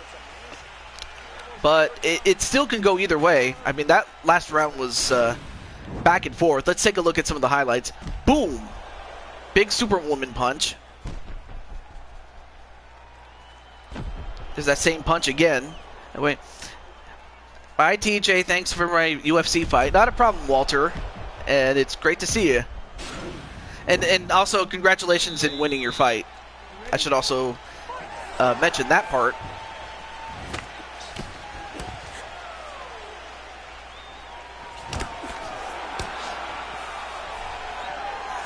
Of course, I don't expect Jane or Baker to say anything. Or Jane and Kelly, I should say, to say anything while they're fighting. But I have to imagine they're thinking... So far, I'd have to imagine Jane's thinking, wow, Kelly is giving me trouble. And I have to imagine that Baker is thinking, well, she's... Jane is as advertised. She's the champ for a reason. That's probably what they're thinking with, between the two of them. Anyway, now Voorhees now in a mount position. Going to try to go for a knockout while in the mount position. And Kelly, I don't know how, but she has one hell of a chin. Now goes to the half mount, or the half guard. Now into a full guard. Now, if you're Kelly, this is where you want to have Jane. You want to have her on the ground. Now she's the one on top in a mount position. Jane trying to wiggle out, but she can't. And now she's gonna, it's payback is what. Turnabout is fair play is what I was trying to say. Sorry. Now in a half guard. Now in the full guard of Jane. Jane trying to escape, but she can't. Clinton is cheering for Kelly. But Kelly not letting her out. She knows that if she does...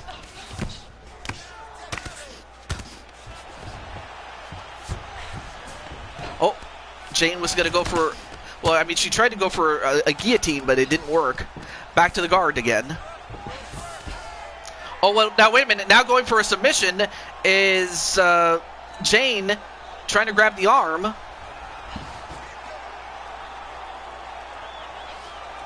Oh, wait, Kelly, what are you doing? Oh, what a slam! And escaping it, now in the side mount.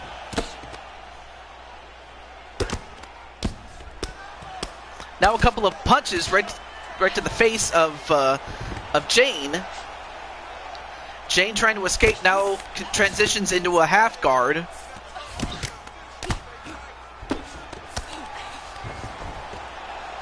And Kelly tries to keep her down, tries to keep her in the same position. Now in the guard of Jane. Nope, now back to the half guard on the other side. Now into the full guard again. Now Jane now gets behind and is going to try to go for a rear naked choke. Nope, back to the guard again.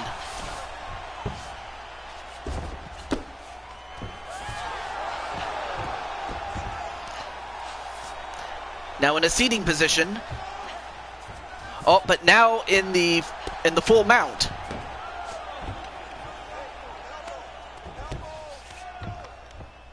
I mean, what beautiful wrestling we are having. But now a couple of punches onto Kelly.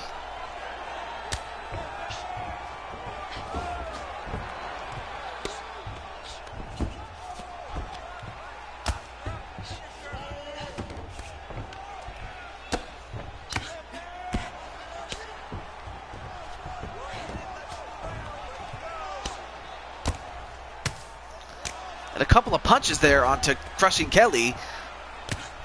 I mean, right now Jane is just bludgeoning her, but not to be deterred. Now in the full guard of Kelly.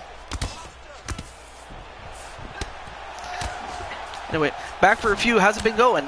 Hey, it's good to see you, Ariane. Your best friend Kelly, or actually your two best friends, Kelly and Jane, are in their first ever fight against one another. Or, I mean, at least in the octagon, at least.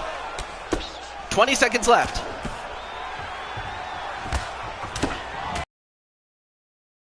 T axe kick. Oh, and another one. And then a kick down, well, a knockdown to Jane. And we're going to go to a third round.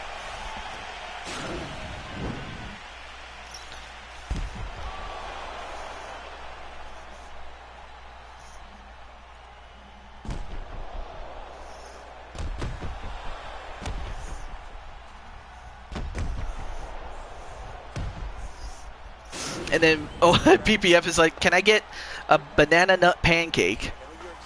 Those are, actually, that's not bad.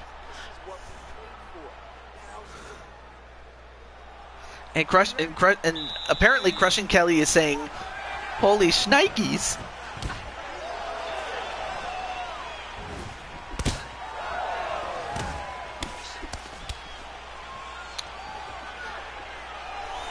I mean, that was just a great fight, both standing up and on the ground when it was there.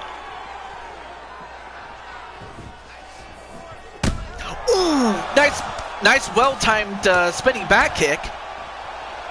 But Baker has to realize not to try to waste gas. And Voorhees trying to go for a takedown, but instead Baker gives her a couple of knees right to the head and to the body.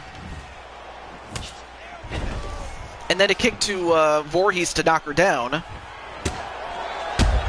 Oh, and Baker gets hit with, well, now both women are just hurt. Both women are just beating the hell out of each other. The knees can be nasty, but so can the kicks when they do connect to the head. Oh, and a spear-like takedown, kind of like Edge. It could very well go to the judges unless one of them can get a finish here. Now in the side mount. On top is Jane, now in a half guard. Back to the side mount.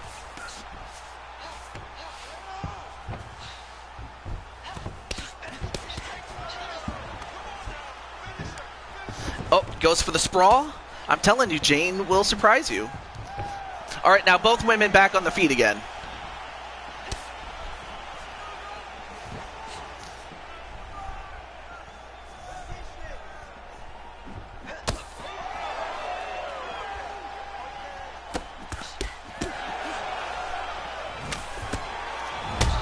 Oh, and a big punch onto crushing Kelly, and Kelly is hurt. But Jane, knowing full well that if she tries to charge in and makes a mistake, Kelly can make her pay for it. Goes for a takedown. And Kelly, ooh, big knee right to the face. That probably would have knocked out a normal woman, but these women are not normal. Going for another spin kick, but that missed. And now Kelly hurt. And down goes Kelly again. Now going for the finish. Oh, but, oh wow. Queen held back a little bit. That might have been a mistake. But instead, they go right back to the ground again. And now Kelly from behind. Wait, is she going to go for a rear naked choke? Nope, couldn't quite get it. Now in the guard of Queen. Nope. Queen tried to go for a guillotine.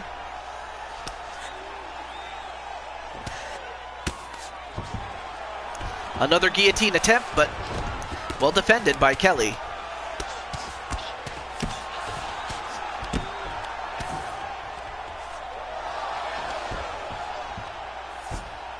Now going for a rear naked choke. Nope, escaped.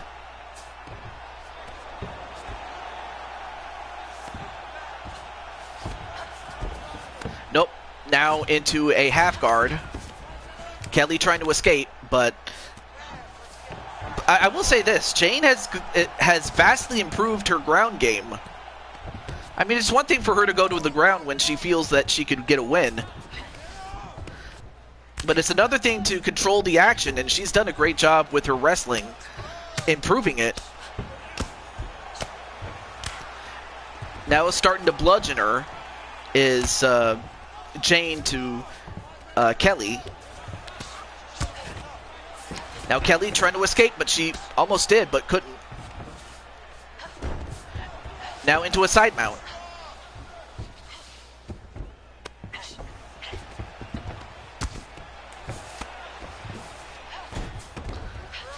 Back to a side mount again.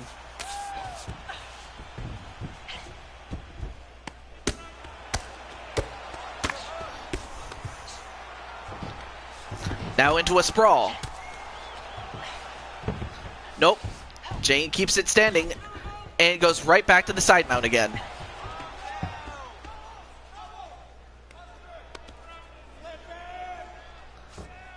Ten seconds left.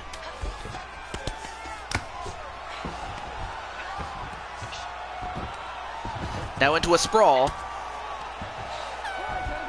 And, well, that's the end of the fight, so we might just go to the judges again. I mean, here's some of the fight highlights throughout the rounds. I mean, that spinning back kick. And right there, I honestly thought that she was done. But... And then a kick right to Kelly, and that set up the groundwork, literally, for Jane. And here's the decision. Gentlemen, after 3 rounds, we go to the judges' scorecards for decision. The judges scored the contest 30-27, 29-28, 29-28. Declaring the winner by unanimous decision, the Nightmare. So the winner by unanimous decision, 3-0, is Voorhees. So yeah, she did just enough to win. But for Kelly, the fact that she didn't get knocked out, that says a lot. But of course, Jane is champion for a reason, so it's not like Jane, you know, hasn't earned anything because she has. But for Kelly, I would have to think that that was a modicum of respect that was gained on the part of Baker. So I will say that the last minute did it in for her. Yeah, it was. It probably, that I'd imagine that a finish somewhere and it would have been different, but yeah, Crushing Kelly will be back. But up next, it's going to be King Feck against Reynolds, a.k.a. Arkham 500.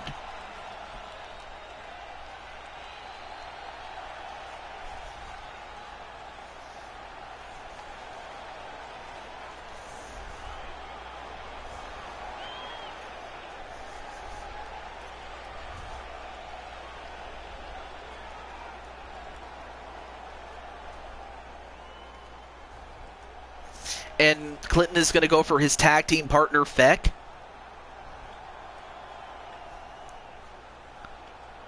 As is PPF.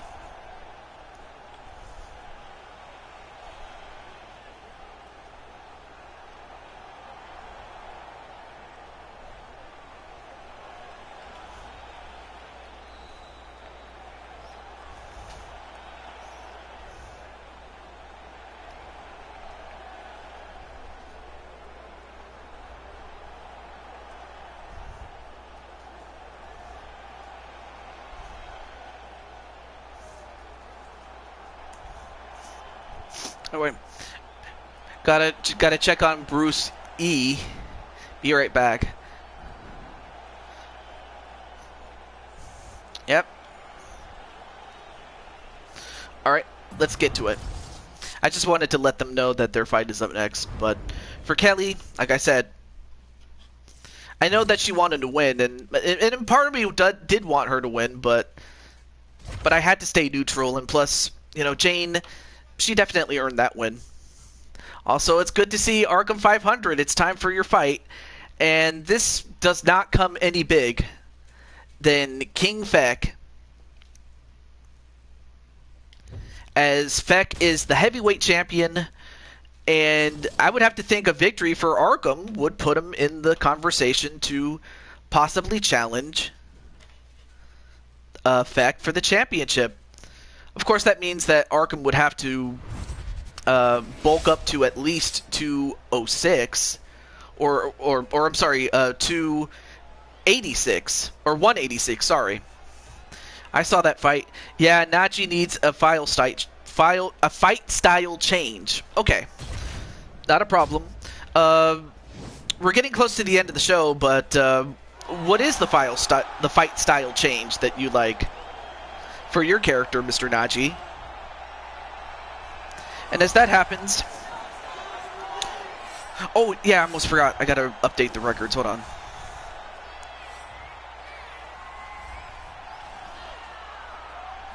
So, Mr. Arkham 500, Kyan Reynolds, that's his real name, is currently 0-2.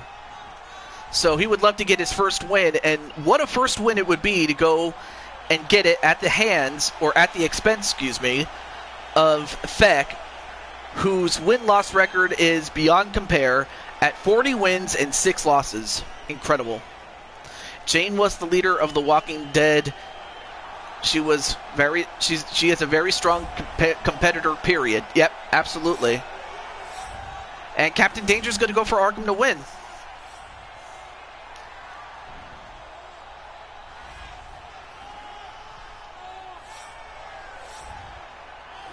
Najee want to throw hands and feet, so be it. Okay, so kickboxer. Yeah, it's like it's like I noticed that he wants to throw hands. It's ludicrous. And yes, and no, I'm not talking about the rapper either.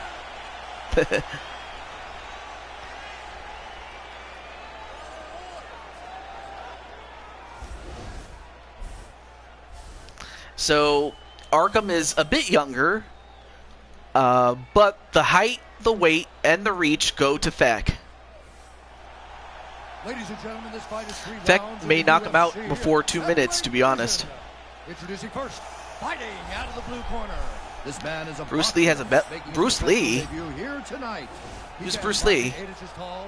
I mean, I know that Bruce Lee is the name of the famous movie star who also popularized the martial arts in the Western world, but make his professional debut here tonight.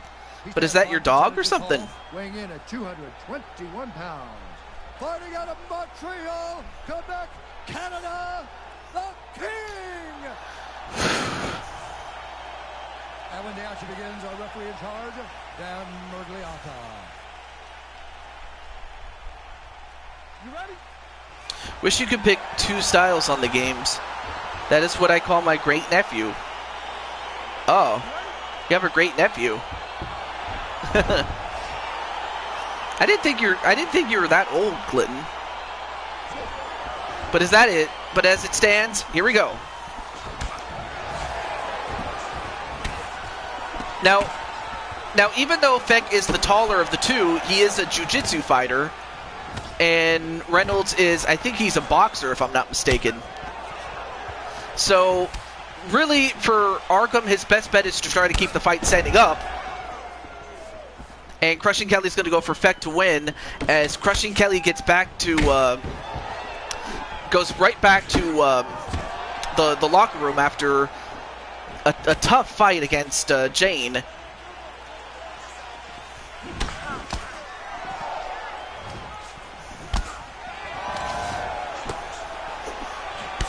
I mean, as it is, I will say this. I mean, you had a great fight against Jane, so a bit better. I would have to imagine that. I have to imagine the rematch would be a much better affair, but that's just me, though. Also, hello to Chaos Reaper, as he's also going to go for Feck to win. And yeah, and of course Reynolds getting right back to his feet, knowing full well that if he stays down there, Feck can finish him on the ground. Jane is no joke in UFC or wrestling, so glad I was not knocked the out. KK, you earned my respect, and I know you probably won hers as well. Also, oh, hey, there's James Gamer. Yeah, is this a new account, or did you change your name?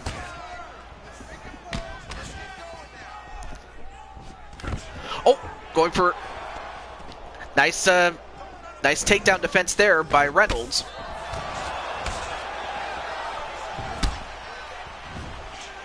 Oh, you changed it. Okay.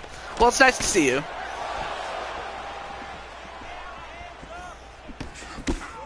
I will say this, though. If Reynolds somehow manages to win this, this will be the greatest upset we've had.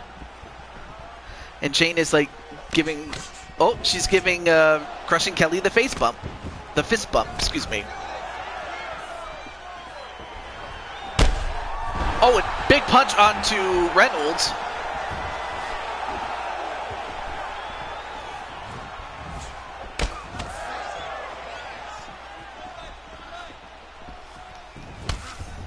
Oh, and a knockdown. But goes for a clinch and a knee and a punch. One of these days, we may see you in CGS. And oh, now going for the armbar, and that's he's gotten a couple of wins with the armbar. Now the question is, can Arkham escape?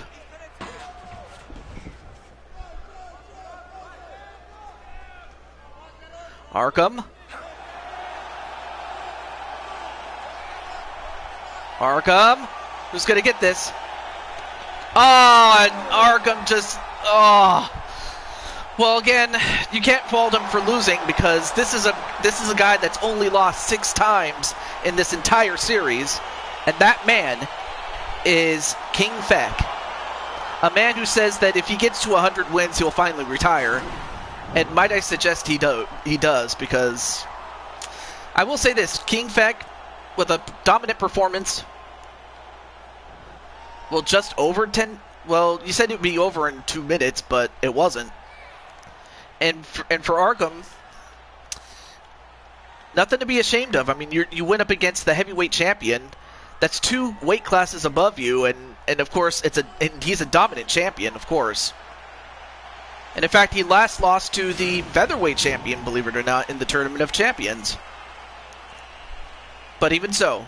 Ladies and gentlemen, referee Dan Murgliata has called a stop to this contest at 3 minutes, 18 seconds of the very first round.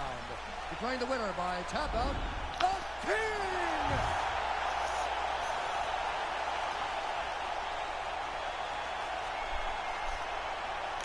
course, Feck has done that to everybody. I mean, he's done it to me, he's done it to Walter, he's done it to Woody, he's done it to Jordan. He's done it to everybody that he's fought. So, you know, Feck doesn't just embarrass one person. He can embarrass everybody. He's embarrassed me, so just take that for what you will. But up next, we have the first of 4 title fights. And as you can see, our created characters get the top 2 slots, because up next is the first of 2 IRL fights that you could see, and one of them is Jose Aldo, not to David Slade. Feck is no joke on any Fed. Yeah, it's true. Not to David Slade, FYI. Well, we'll see. So who's going to win this one? Is it going to be the champion, Jose Aldo, or the IRL champion, Aljamain Sterling? Let's get to it right now. And while this fight gets going, I'm going to go get some water. So I'll be right back.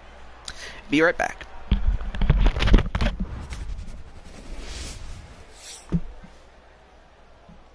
Okay, let me get that in. There we go.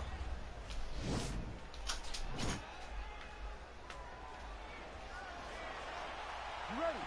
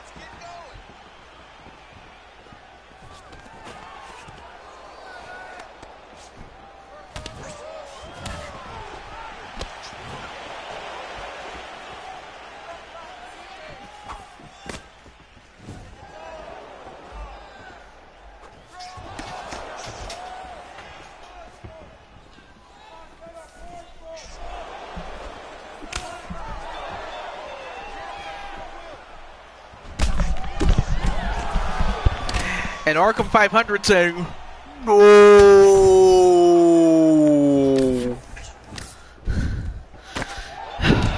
I mean, trust me, I would have done the same thing if I was in your position, because I was like, yeah. Well, it's back to the drawing board, but again, you went up against a dominant champion, so. Oh, what's that?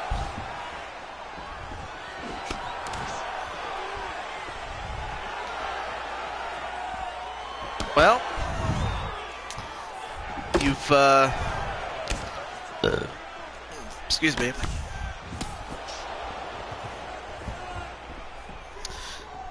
Of course, the moderators saw that. I would suggest the person whose comment I hid. I would think very carefully what you say before you say it again, because it may be your last. Anyway, there was someone who left a comment, and I deleted the comment, so only the moderators could see it, but still. Back to this fight, though. Of course, now I forgot what I was going to say, because that guy just came in and interrupted my train of thought. But yeah, Arkham, you went up against a very dominant champion, and I will say this, he does embarrass everybody, so it is to be expected, but even so, you only have to focus on the next one. And, well, down goes Aldo, but then Aldo returns with an uppercut. No. I was not talking to you, PPF. There was actually a guy in the chat there. Not you. Not you. Not you, Mr. PPF. You're cool. Shall I report the guy, TJ? I say give him one chance, and if he says the wrong thing, yes, you may report him. But while we were talking about that other guy, not PPF and not Arkham, there's this guy called Julio. You don't see his comment. Well, most of you don't see it. But that's who I was talking to, so just wanted to clear that little part up there. And while we were talking, Aldo got the win and is still the UFC bantamweight champion. Men's bantamweight champion, that is. Whew, am I so glad of that. No, PPF, if I really was talking to you, don't you think I would have said, PPF? No, I would have said that, but no, it's not you, so you're cool.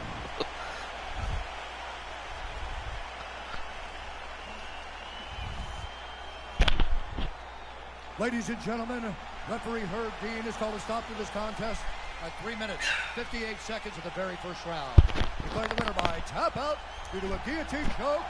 And still the undisputed UFC bantamweight champion of the world, Jose Aldo Jr.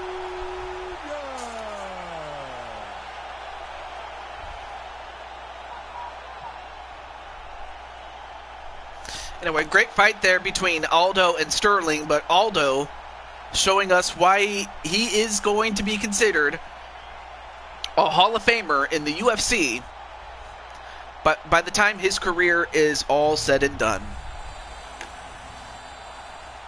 Alright.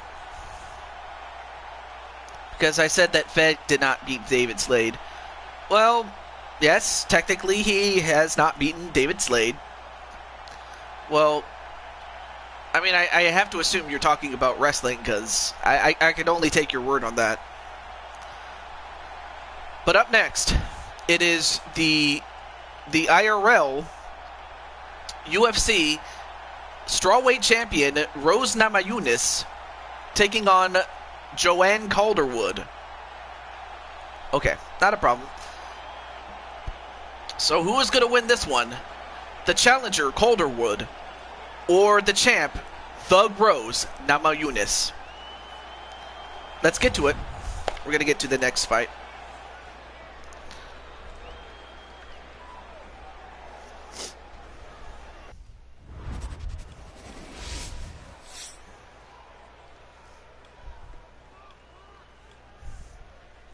He has tried 3 times, but no success at this time. Oh, that's something to my mic. So Clinton is going to go for Thug Rose to win. Well, only one way to find out. Let's get to it.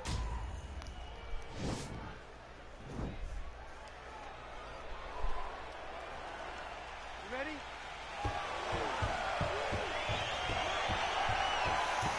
And PPF is going to go for the upset of Calderwood. The only reason I say upset is because as good as Calderwood is, she hasn't really proven, at least to me, that she is a top-tier contender, in part because she hasn't, you know, she hasn't had an IRL title fight yet. But I could be wrong. And so far, Calderwood a bit stiff, like a piece of wood. Although that might have just been a ploy.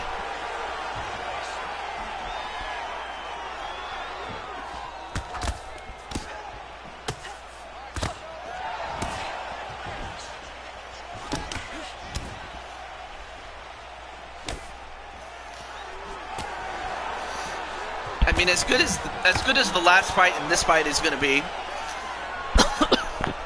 the next two fights I have to imagine the next two fights are going to be nothing short of epic.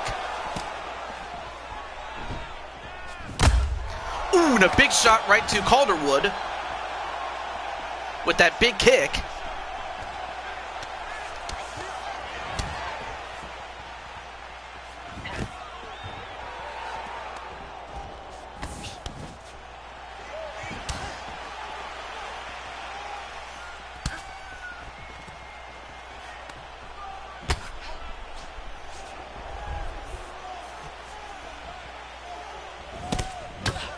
Ooh, and a big kick right to the side of the head.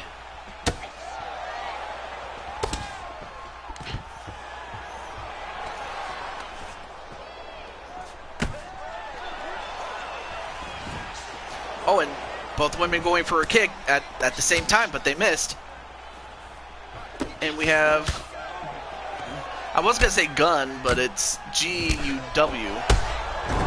And like a gunshot, it's done. I mean, Rose just, I mean, she just knocked her the hell out, man. But it also just shows that that's one of the reasons why she's the champ. Look at this. Boom! A well-timed kick, and Calderwood was doing a spinning move, and by the time she span around, she span right into that kick. That's one of the reasons you don't do a spinning move unless you know you will hit it. Because if you don't and you miss, that's what's going to happen.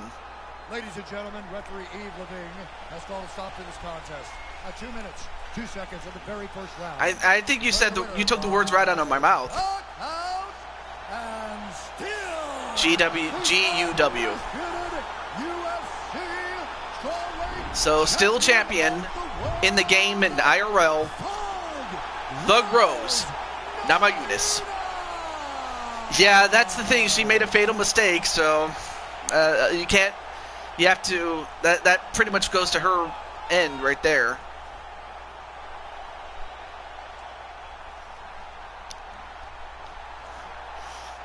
That was a relatively quick fight.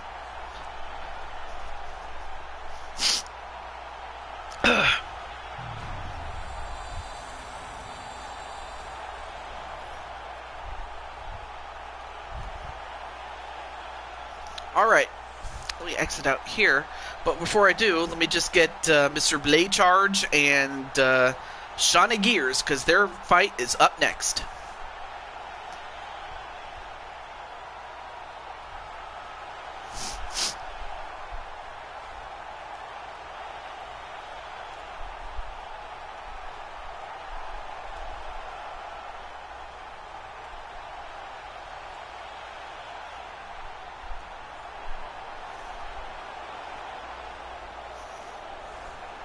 Alright, let me get Blade Charge.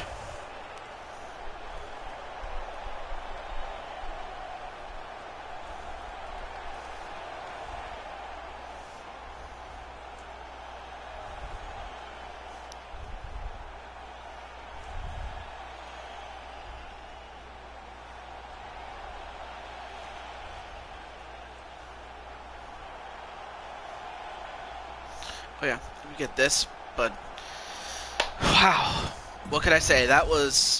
We've had a couple of good short fights, but some of the ones that we've had that have gone the distance, I will say that they were classics. I'm gonna say that.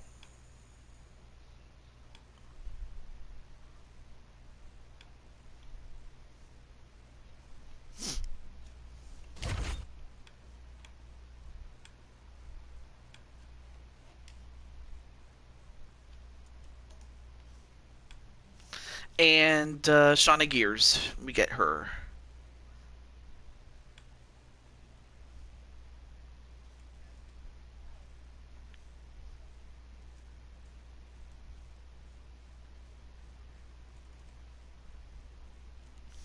Anyway, also hello to JWE. What's up, man? Well, you didn't have a fight, but your friend Jesse did. But other than that, though, it's good to see you, man.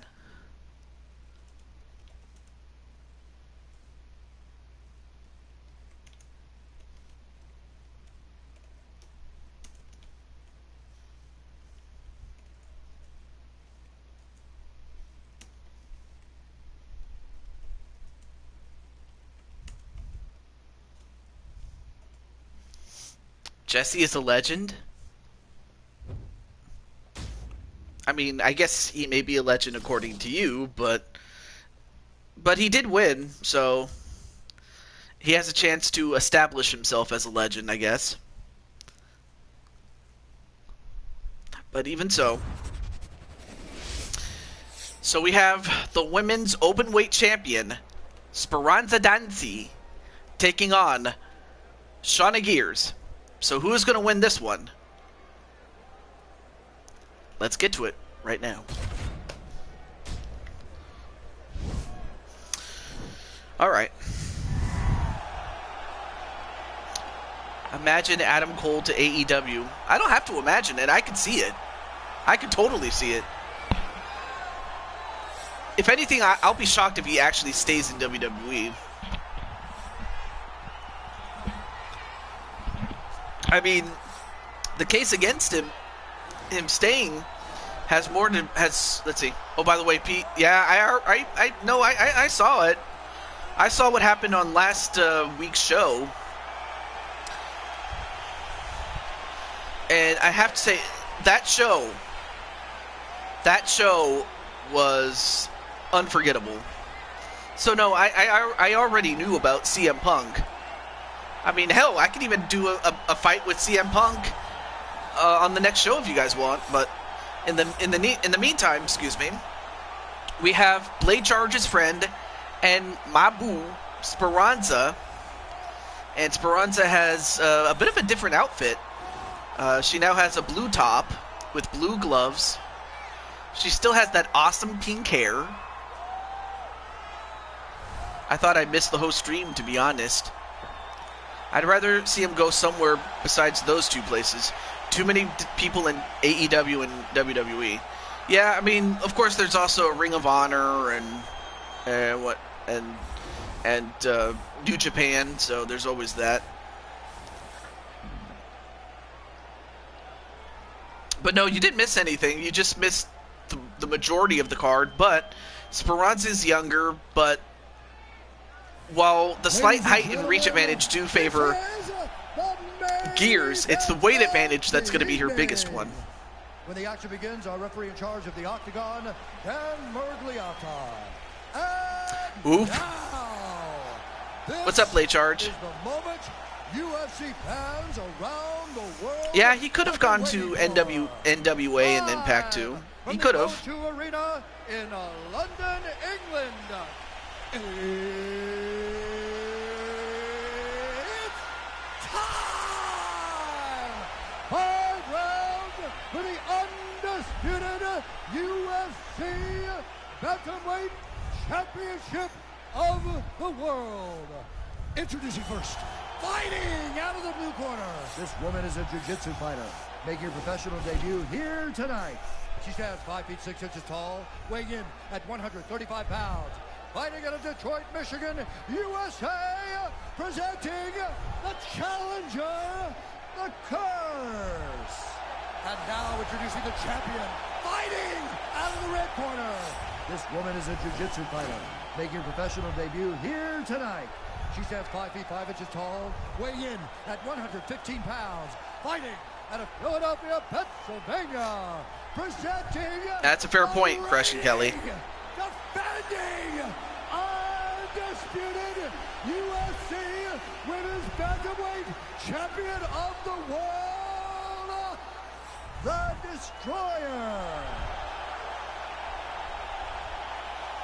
All right, this is for the UFC Championship. So do my commands at all times, protect yourself at all times. Nice, clean, safe fight. Touch gloves, back your corners, come out fight. All right, neither woman touched gloves, but it's even Steven. As Speranza does the Shawn Michaels.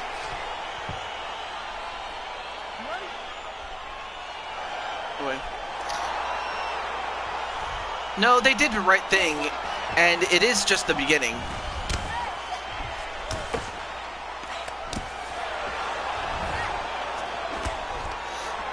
But yeah, there's definitely other places besides just WWE. I mean, really, for the longest time, it was either WWE or nothing back in the day. And already Gears takes down Speranza. Both these women are jiu-jitsu fighters, although, wait a minute. We got something going here. Now the question is, who's got who? Looks like Speranza's the one with a neck crank on the way. Oh, she's got a twister onto Shauna Gears. Is Shauna going to get out of this?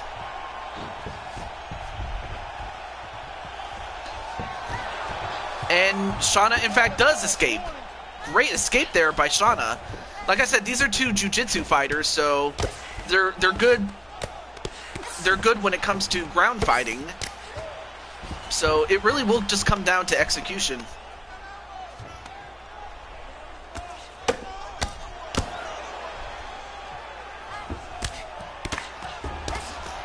Yeah, that is true.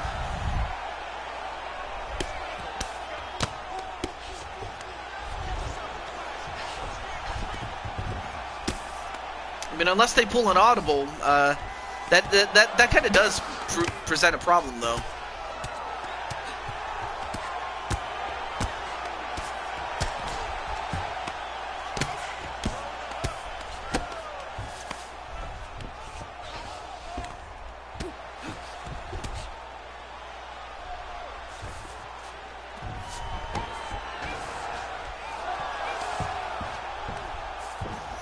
And now Speranza behind Shauna Gears, but then Shauna gets right back and is in the guard of Speranza, who now is going to try to go for an armbar right here.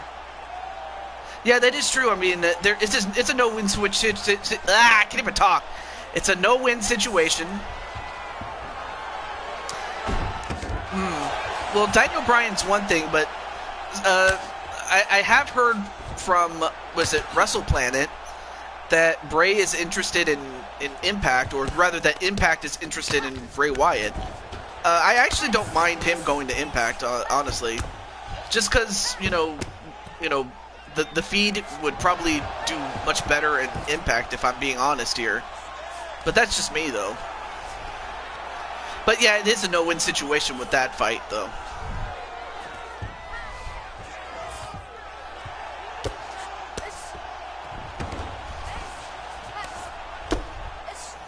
Well, we'll have to see what happens with those guys. It is just speculation at this point. I will say that. I mean, I didn't really want to say anything about Punk until it actually happened, and it's happened. And now another armbar attempt, but again, these are two jiu-jitsu fighters. They know how to escape as well as apply submissions. See, exactly. That's what I think Bray would probably be good with. But to Clinton's point, yeah, no one knows but them.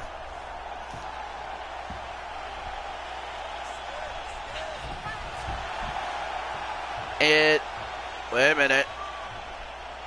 This is going to be close. And that's it.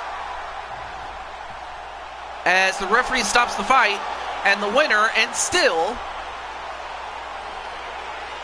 the UFC Women's Openweight Champion, Speranza Dancy. Yeah, AJ Lee, that's another thing. Definitely.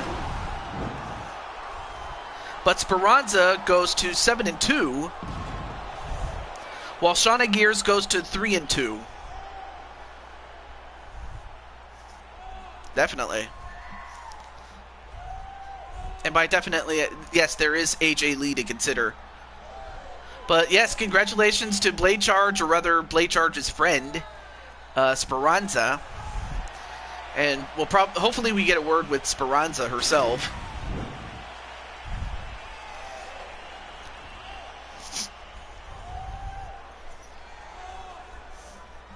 Ladies and gentlemen, referee, I think her arm broke, and the referee had to step in before the arm suffered any further damage.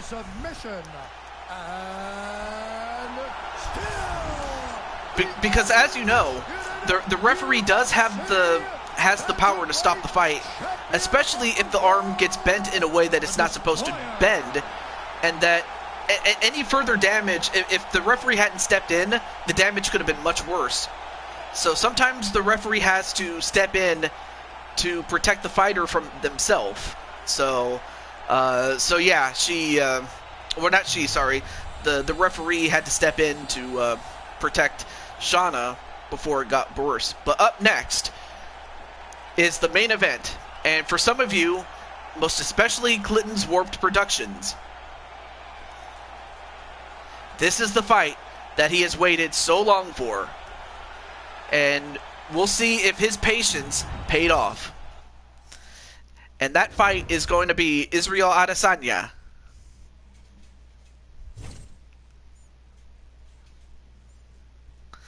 and in fact, actually, now that I think about it, so far we haven't had a change in champion yet. Tiny Tina.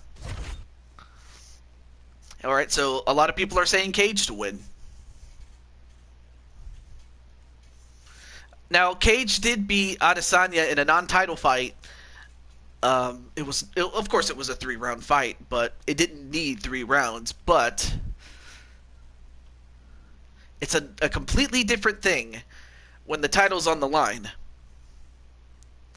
And of course, Adesanya has lost once IRL, and that was against Jan Blachowicz in that double champ status fight that he was going to go for. But of course, Blachowicz actually defended the title. And in fact, he was the first person to successfully defend his championship when the challenger was going for a double champ status.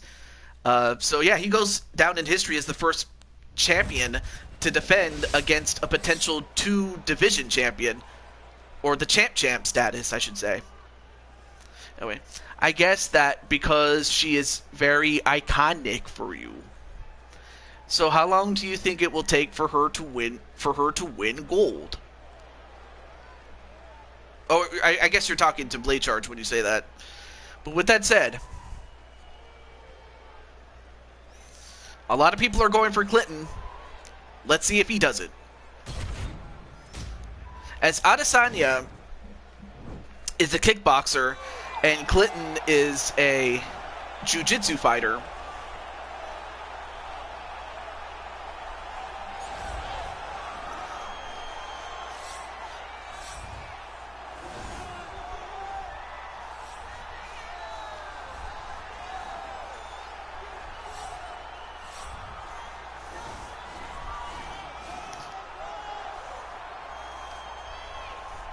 so here comes Clinton.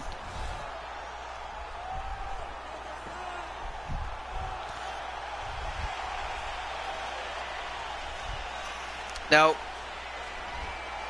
I say her first match, to be honest. Yeah, I could see it.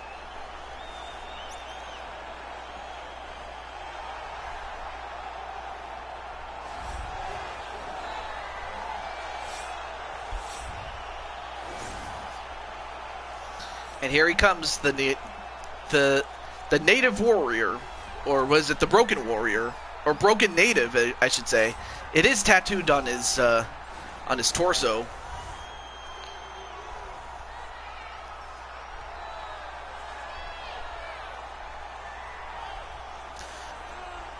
Now, Adesanya, besides the Blachowicz fight that he lost, has been undefeated otherwise, so. And while he has lost to Clinton, the title wasn't on the line. But I have to imagine when something's on the line, something's got to give. Now, Clinton, or his character, is younger, but the height, the weight, and the reach go to Adesanya. Although the differences are not that staggering. Ladies and gentlemen, this is the main event of the evening. And when the action begins, our referee in charge of the Octagon, Herb Dean. And now, this is the moment UFC fans around the world have been waiting for. Live from the sold-out O2 Arena in London, England, it's time! 5 rounds for the undisputed UFC Middleweight Championship of the world. Introducing first, fighting out of the blue corner. This man is a jiu-jitsu fighter, making his professional debut here tonight. He stands 6 feet 3 inches tall, weighing in at 180 pounds. Fighting out of Columbus, Ohio, presenting the challenger, Vicious. And now, introducing the champion, fighting out of the red corner. This man is a mixed martial artist, holding a professional record of 21 wins, 1 loss. He stands 6 feet 4 inches tall, weighing in at 185 pounds. Ladies and gentlemen, the reigning, defending UFC middleweight champion, Israel, the last style bender, Adesanya.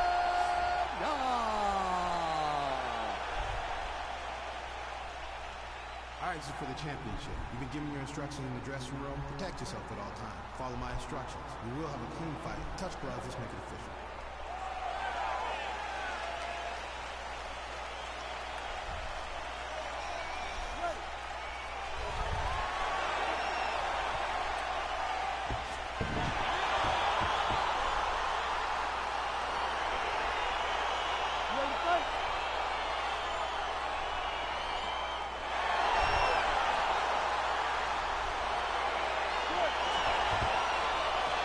All right, here we go. Although Clinton could, well, one thing you don't want to do if you're Clinton is try to throw hands with Adesanya, because, you know, that's what he can do. You got to try to get this man down. Well, he gets a hold of him, gets a couple of punches, and goes for the leg, but Adesanya has at least enough wrestling acumen to defend a takedown.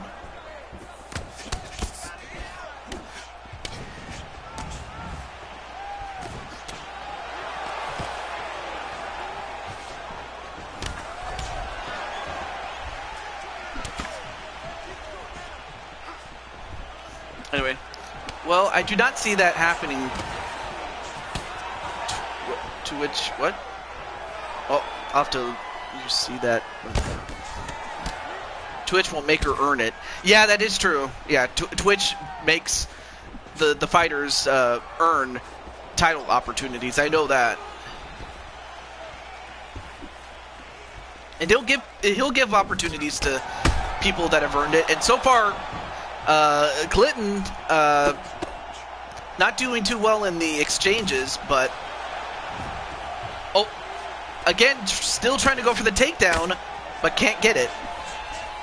Just like you, TJ. That's true.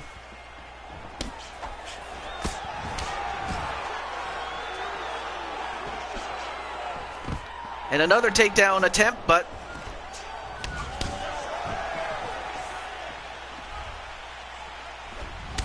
oh, nice spinning kick there. You give nobody a pass. Yeah, exactly. That's true. I don't just give opportunities unless like if it was their birthday or something, or in one particular case, if you remember,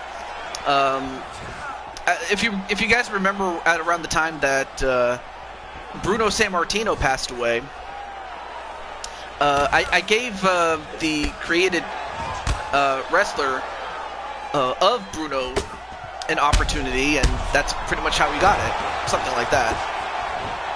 Yeah, that's true. Use the leg kicks. Exactly.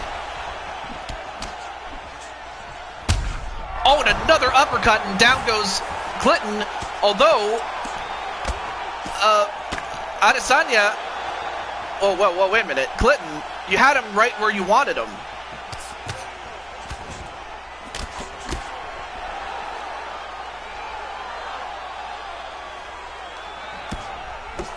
But Clinton trying to compose himself. Nope.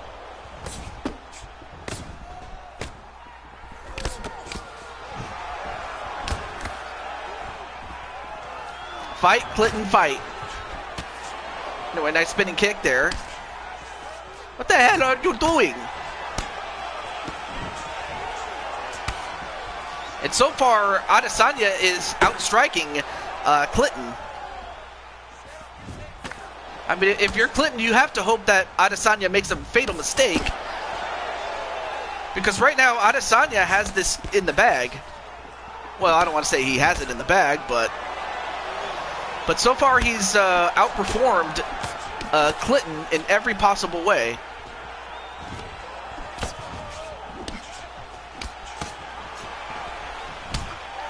Oh, and a takedown onto Clinton, and whoa. If that kick had connected, and that resulted in a knockout with Clinton on the ground, that would have been a DQ.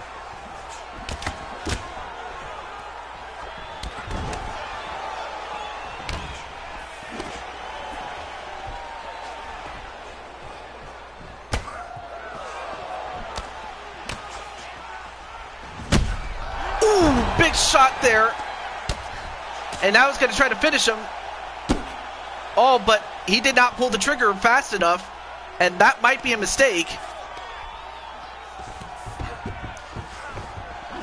But wisely, Adesanya does not stay on the ground for too long. He knows that if he gets caught, it could be the end.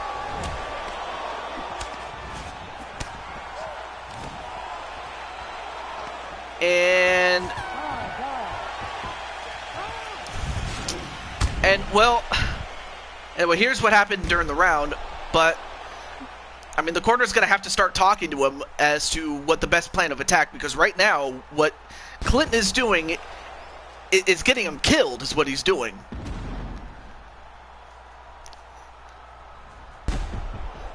I mean, Adesanya is just outclassing his opponent by outstriking him.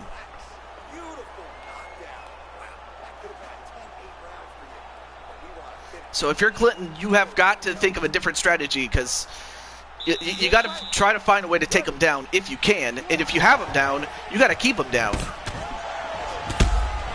Although, Cage just connected with a big kick. But Cage, smart enough not to waste the gas. He did get him with one good kick.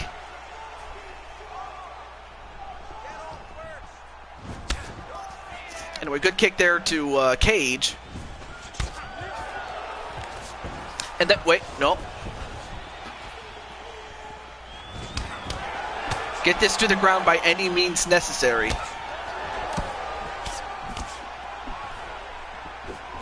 Oh, has him caught a little bit.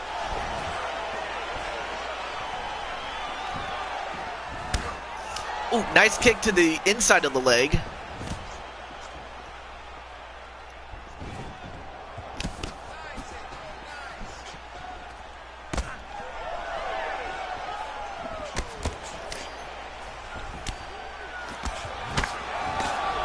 I mean, the only thing that I could think of that Adesanya could do to hurt himself is if he gets too aggressive and he leaves himself open for a big punch. That's the only way I could see Adesanya losing this fight, is that he gets too aggressive and he gives Cage an opening. And Cage having a lot of trouble keeping up with Adesanya.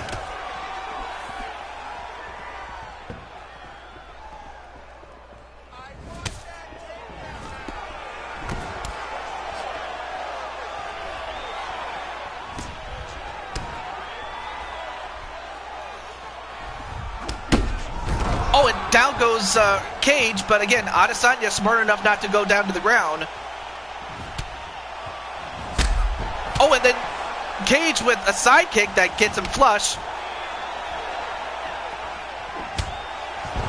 Oh, down goes Cage again. I mean, Adesanya thought of it, but he had enough restraint not to do it. Oh, and down goes Adesanya. Now he's got him down. Now we're going to see if Adesanya can escape.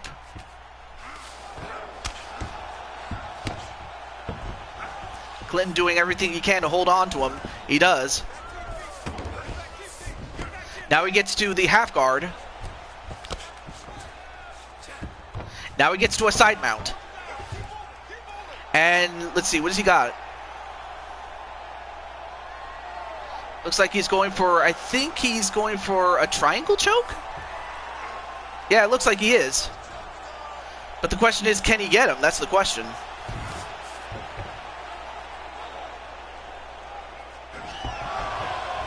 Nope. Instead, he gets reversed and now is in the... Okay, now goes to the side mount himself.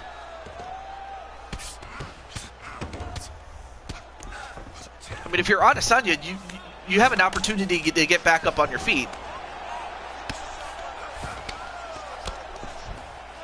But if you stay to the ground, eventually Clinton is going to get you.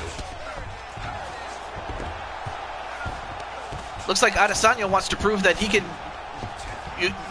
succeed on the ground just as well, but this is much like Clinton was making a fatal mistake earlier. Now it's Adesanya making the mistake of staying on the ground with him when he had the chance to get out. Oh, now he's got him in a guillotine.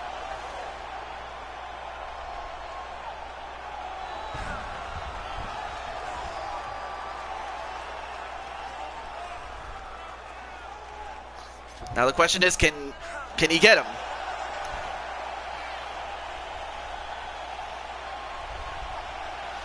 And no, wait a minute.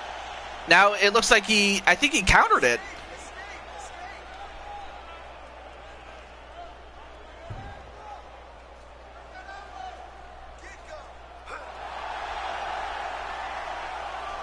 And wait, what happened there? Wow, Adesanya, in an ironic twist of fate, beats Clinton the same way that Clinton had beaten him in the non-title fight, and is still the middleweight champion.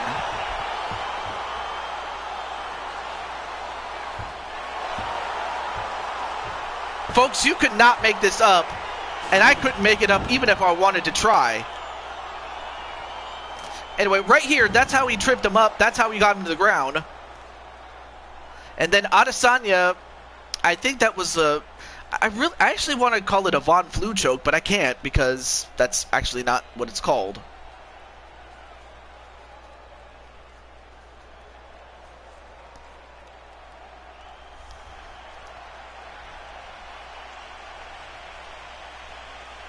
Well, for Clinton, it's back to the drawing board.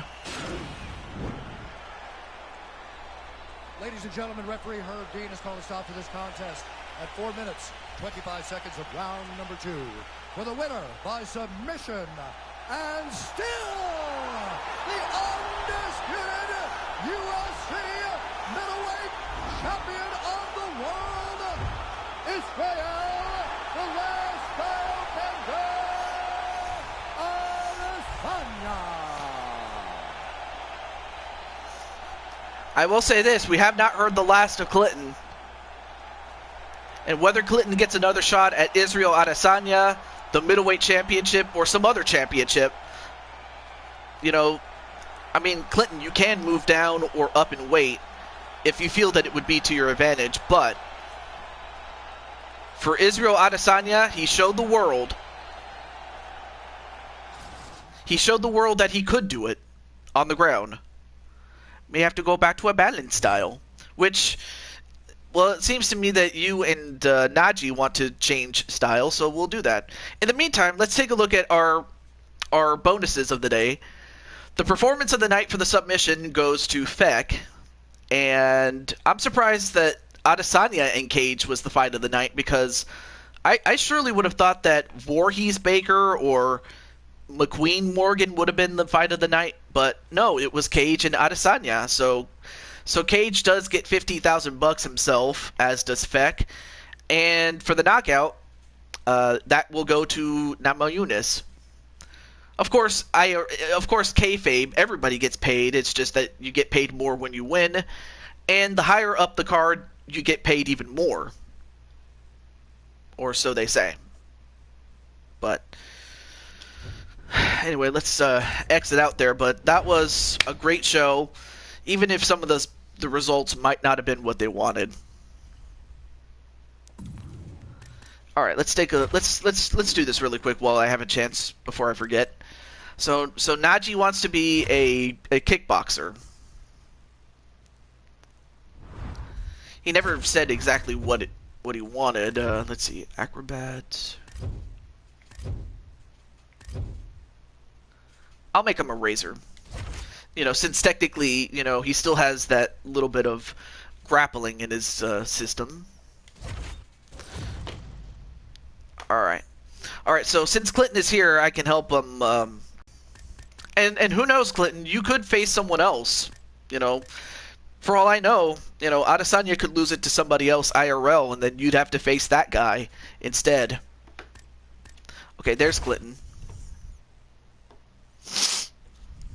I like being a balanced fighter. It helped me keep up with Jane.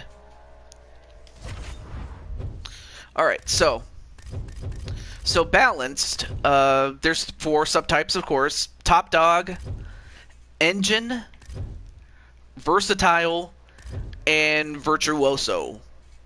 So there's 4 of them.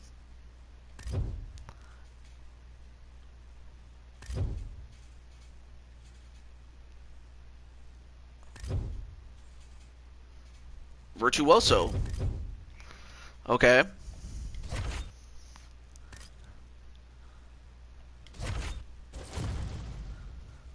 And hopefully we didn't get the black screen of death or anything like that. And even if we did, the show's over, really.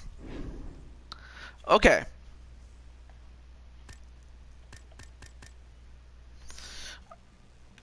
Real life, I'm a wrestler and Muay Thai guy.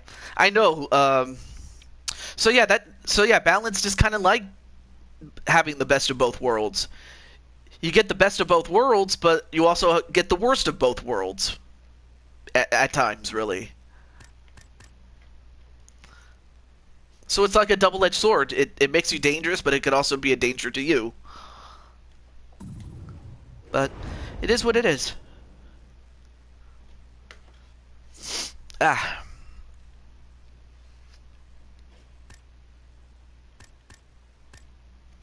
Anyway, great show, TJ. Thanks for the fight. I appreciate that. So with that said, I will see you guys on Sunday. I will be taking a break for tomorrow, so there won't be any streams for me. I will see you guys around in other people's shows. But until then, this is Taju22 signing off. It was a fun show. The fight result creates some fun ideas for future fights. I see. Thanks for the match, TJ. Great show, TJ. I thank you so much for that. But until then, I will see you guys on Sunday for